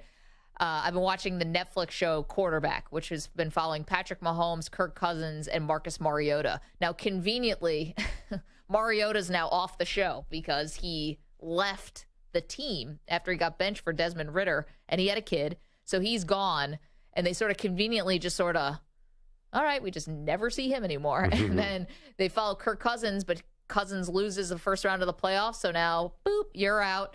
And I have one episode left, and it's the Super Bowl episode for Mahomes. I know how that ends. Don't we all?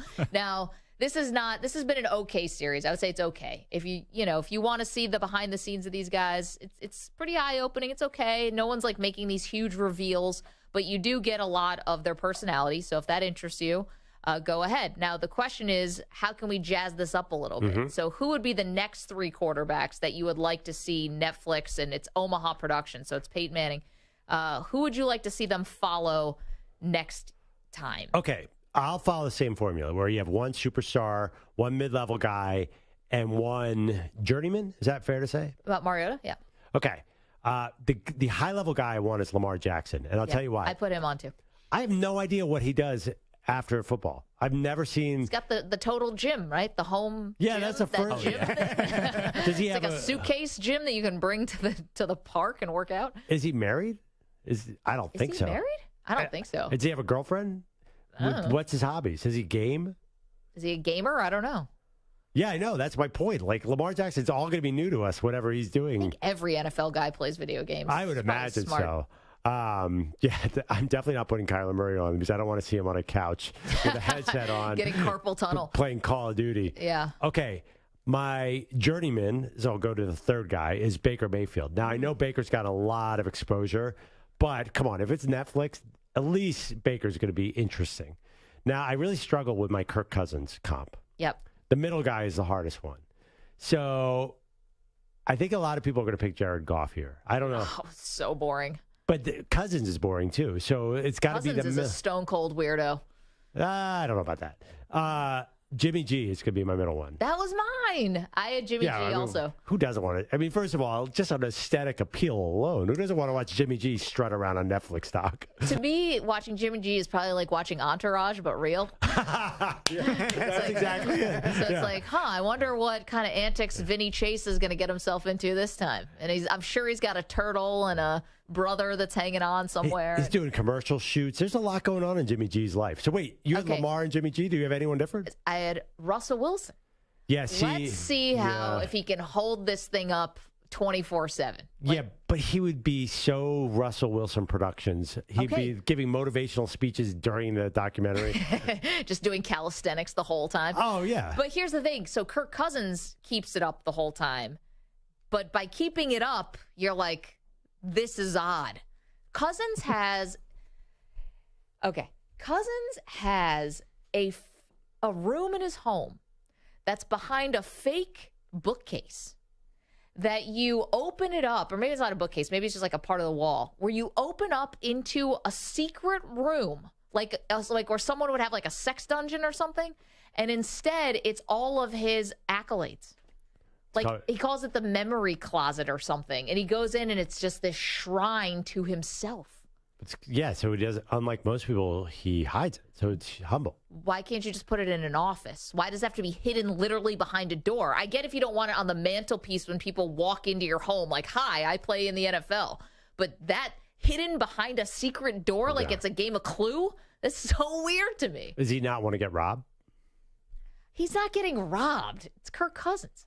What are you talking? All those guys are. I assume he has security. Yeah. Okay, but so if he has security, there's not a special lock on the door. If he gets robbed, whether it's in this house or whether it's in an office, it's all getting taken. Yeah, but they don't know how to get to the secret room, I'm assuming. Well, now they do now because he let Netflix in. Yeah. It's not that secret. He wants everyone to know about it. I got to tell you, I saw 2 episodes, and I haven't gotten to the weird part. Kirk Cousins seemed as normal as any human being could possibly be. So normal, it's weird. I don't know. He's like sitting around a campfire with his kids, and he's like complaining about his rib injury. And I don't know. It seemed like if he seems like you're having a bit of a visceral reaction to Kirk Cousins. I'm telling you, if you saw the memory closet, you'd be like, why do you feel like it's so crazy? Like, it's one thing to have your stuff and you don't want it so prominently displayed, but then when you get into this like sanctuary where you have to shut the door and like close yourself off so you can like I don't know.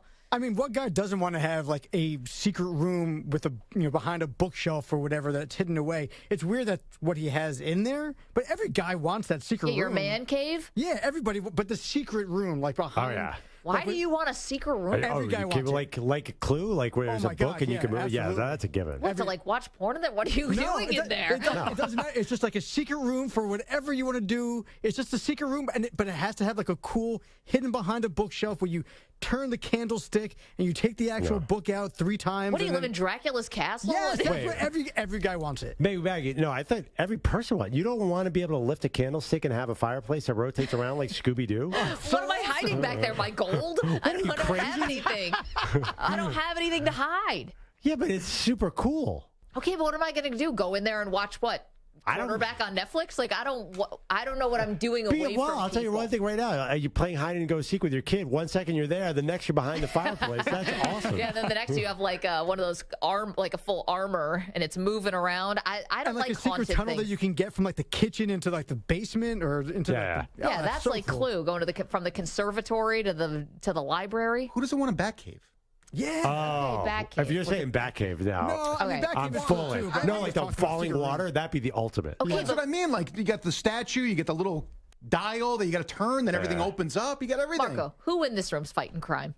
Nobody. Who cares? You're going in there to watch a movie. Who cares? To the Batcave to watch a movie. It's a waste of a cave. I'm going to a Batcave, putting in my Batman outfit, and then playing video games. I'm just gonna go in there and catch up on the latest episode of The Crown. It doesn't. No, you can't waste a Batcave. If you have a Batcave, you got to be in there fighting crime. I got to tell you, Maggie, if you got a Batcave, you could do whatever the hell you want. All right. You got a Batcave. I live in a 2-bedroom apartment that's 950 square feet. We use one of the bathtubs as a storage closet, so we do not have room for a Batcave.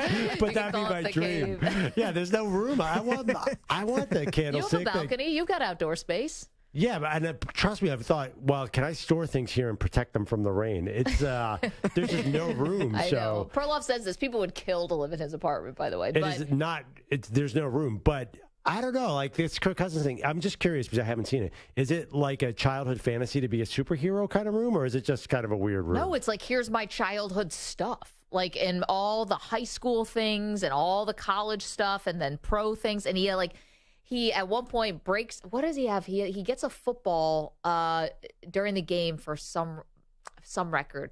200 touchdown. I don't remember what it was. But anyway, they give him the ball, and then you watch him go into his memory closet and like climb up the ladder and put the football on the top, and it is just so weird.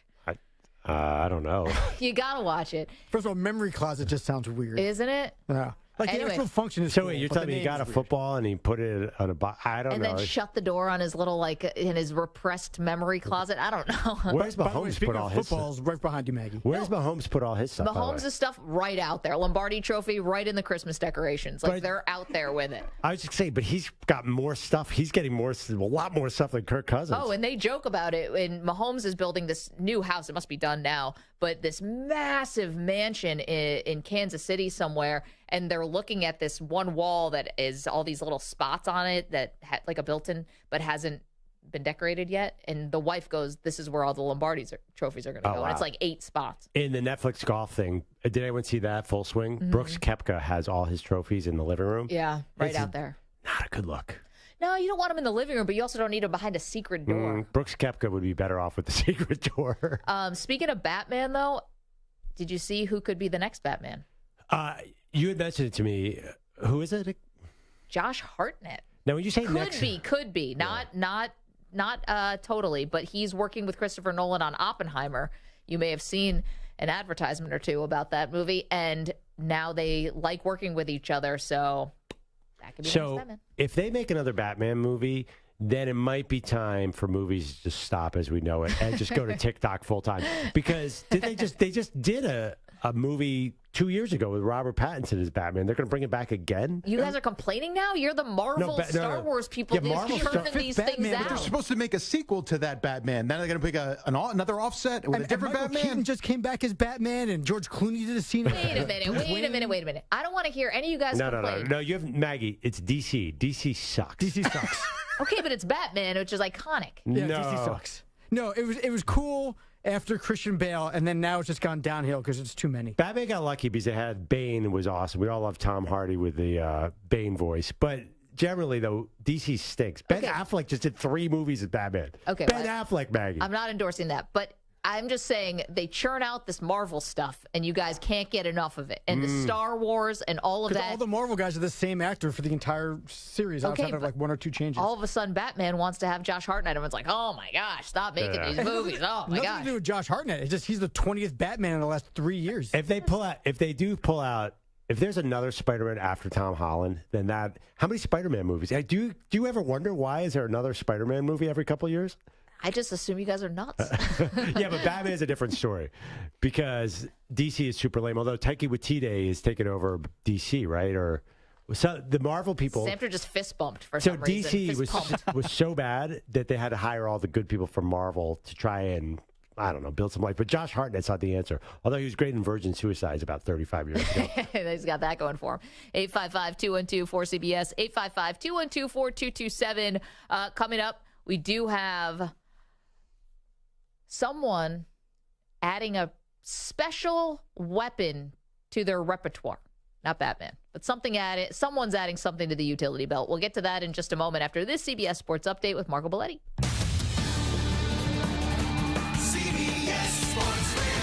Sports Flash. All right, guys, the sale of the Commanders to the group led by Josh Harris, $6.05 billion, has been approved, a unanimous vote by the owners. Jets training camp underway with Aaron Rodgers, seems to be trying to get off on the right foot with the New York media. It's nothing like New York, so I understand that. I appreciate that. I've been in an incredible football town for 18 years.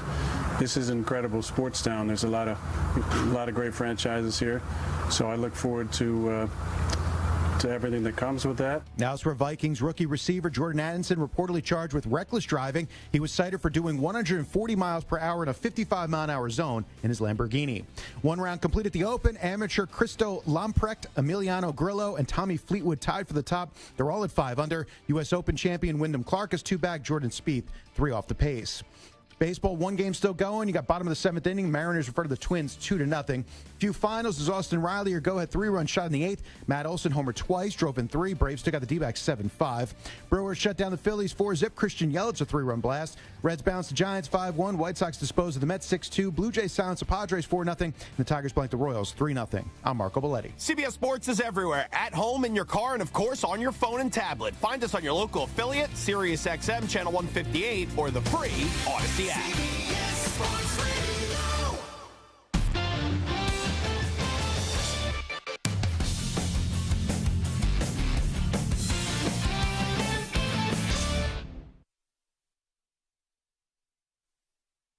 You're in a 5-minute break.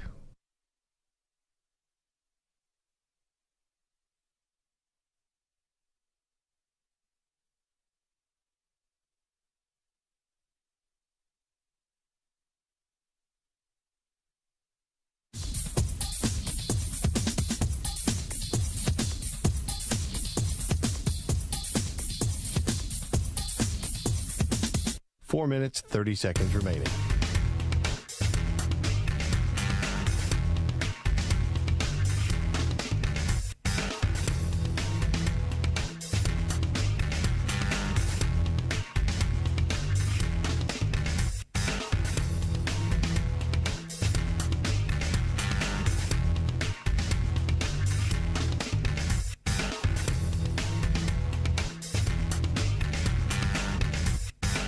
Four minutes remaining.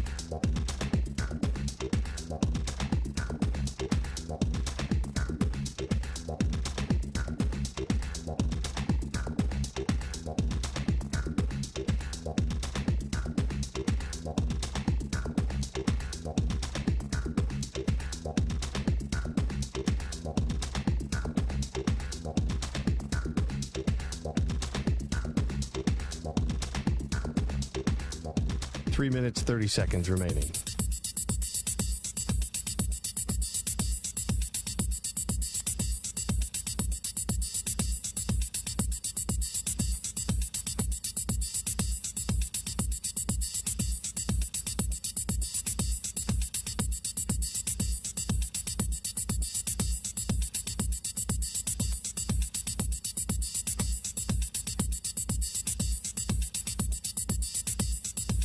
Three minutes remaining.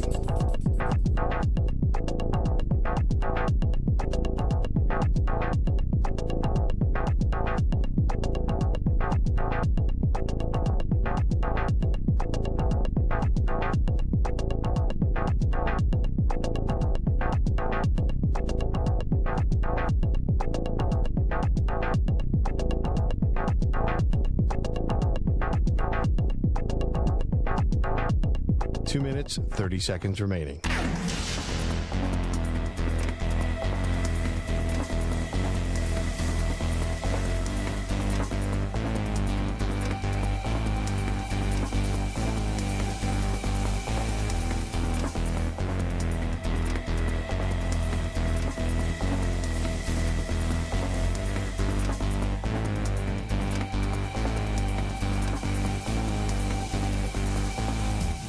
Two minutes remaining.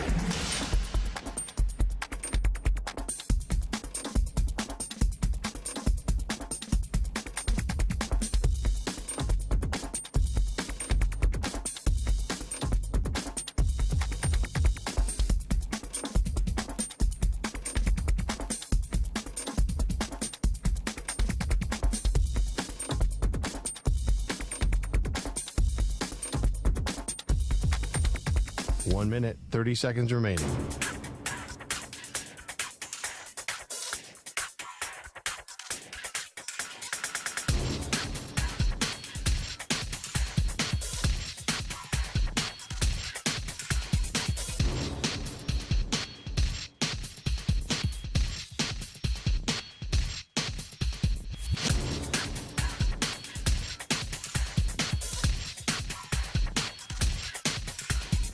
One minute remaining.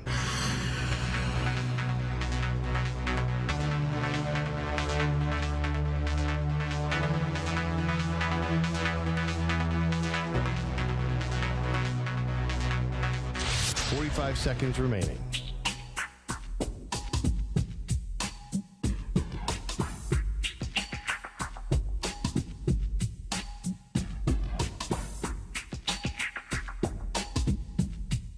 30 seconds remaining.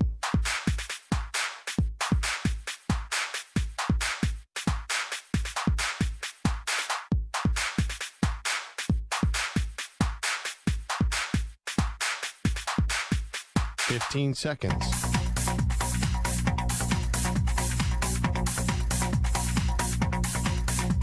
Break ends in 5 seconds.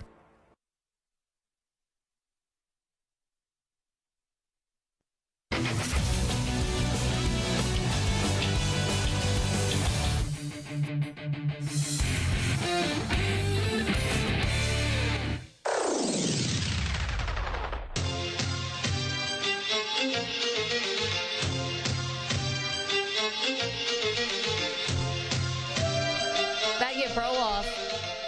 Big day today for the NFL. They approved the sale of the Washington Commanders. So goodbye, Daniel Snyder, and good luck.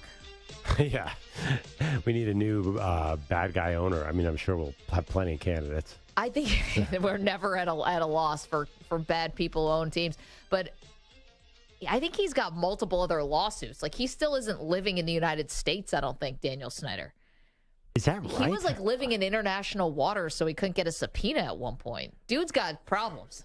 Does he, though? He just so he did make over $6 billion today. Yeah, so maybe that will help your problems go away. I was going to say, if you can't buy your way out of those problems with $6 billion, then what good are lawyers anyway? Huge. Mine is $60 million. Yeah, the $60 million now that he owes to the league as a part of one of the multiple investigations into the toxic work environment that he was presiding over in D.C. Now, this was interesting. Now, this was Jerry Jones walking into the meetings.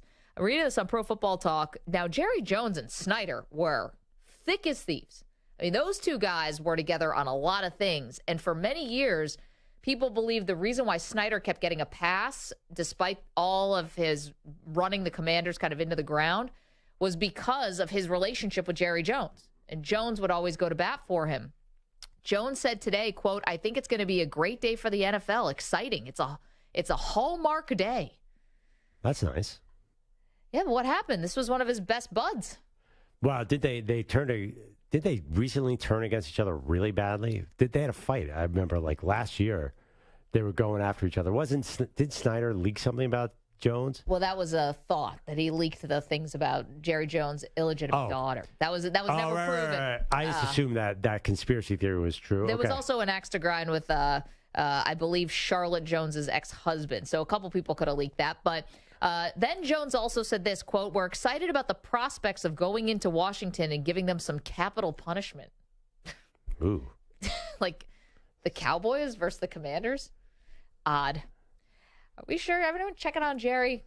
Well, I was sure about to this say, guy's okay? I don't know if this is a smart move by Jerry, because every owner, all 31 other owners, could always say, "Hey, I'm not that bad. Look at Daniel Snyder." Now they're losing their definitely worst owner. So now they're, listen, you could always point to Mark Davis, and there's other options out there. But yeah. I think it was always good to have Snyder taking some of the arrows for you. Yeah, I mean, the Haslams, Jimmy Haslam had a couple big court cases against him, I believe. Yeah, but I mean, listen, that was just good old-fashioned antitrust violations and price fixing and illegal stuff like that. That's nothing compared to Snyder.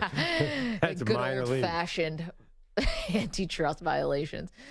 Halcyon days, really. Happier days. I forget what Flying J was doing. There was something with their pricing. But it is interesting. I'd like to see if there's going to be another owner who fills that vacuum of sort of really just disgusting ownership. Well, just wait 5 minutes. Let's get to our shot of the day. He shoots! And the shot of the day is brought to you by Casamigos Tequila. Casamigos is brought to you by those who drink it. Today's shot of the day comes from our Jordan versus LeBron debate. Now, we were debating should LeBron's longevity factor into this conversation. And then we went to what would happen if they played each other one-on-one. LeBron's size would be a problem, but Jordan's will to win would overcome this. I mean, you could probably 1-on-3, and Jordan would find a way to win. And we all know that's true. Now it's like, is this even a human being we're talking about when it comes to Michael Jordan? We're talking about Michael Jordan. It's not even like we're talking about an athlete. We're just talking about Zeus. It's like we're talking about a guy. There's never been another player. Like, there's never been a guy like that. Honestly, he would jump into the studio right now and kill us both to win this argument. That's not just an argument, let alone a one-on-one game. I believe you. he would kill us. Why'd you laugh when I said Michael Jordan's will to win? It's quite famous. I know, but it's not quantifiable when we're talking about. It's quantifiable. There's one number that comes to mind: 6 out of 6. Yeah, I was waiting for you to say that. Quickly, can we go to Wembanyama? So Victor Wembanyama was talking to Bleacher Report, adding something new to his arsenal. Is something a player does right now that you want to perfect as well? I've been working a little bit on my sky hook, Korean sky hook, and hopefully someday can be a weapon to add. How about that? Wembanyama working on the sky hook. Lookout league. Rookie of the year, road trip, here we come. How about that? If he adds the sky hook, I think maybe he could win Rookie of the Year. Mm-hmm. I'm back on the Wembanyama He'll win train. Rookie of the Year with the skyhook just because they want to give some credence to the skyhook. Is he going to play enough games to qualify for the award? If he plays one game and hits one skyhook, Rookie of the Year. Are you getting nervous, Perloff, about the fact that if Wembanyama wins Rookie of the Year, you have said you'll drive to San Antonio? Not at all. I mean, that is the ultimate old guy basketball take. Why don't they just learn the skyhook? Nobody could touch Kareem's skyhook. And it's been 40 years, and no one's used a skyhook since then. So Wembanyama is going to bring it out? No way. I mean, everything that's old is new again. Sports is cyclical. No, apparently it's not, because there's no skyhook, there's no George Gervin, doopsie-doo, what do you call it, finger roll. These guys have no style today. There's no way Wembanyama pulls this off. The other thing is Wembanyama's so skinny, you can just push him a little bit and he'll miss that skyhook. No, he's going to fill out, remember? That was No, remember he's not going to fill out now? Oh, he's going to be pliable. Yeah, I forgot about that. It's a point of contention. I am so confused about that bet because I really want to drive to San Antonio, but I just think it's so obvious he's not going to win Rookie of the Year. I can't believe how obvious it is. I think that we need to figure out a way to take this road trip. Yeah, I do. Either San Antonio or Dallas, maybe Austin. We'll see. I mean, Wemby being Rookie of the Year would be a fun way to do it, but I don't think it's happening. Perloff on the road. Thank you, Samter. Thank you to Stu. Thank you to the Weedos, the Purple Drinkers. We love you guys. We really do. And gals. We'll see you tomorrow. Finish out the week strong. Bye.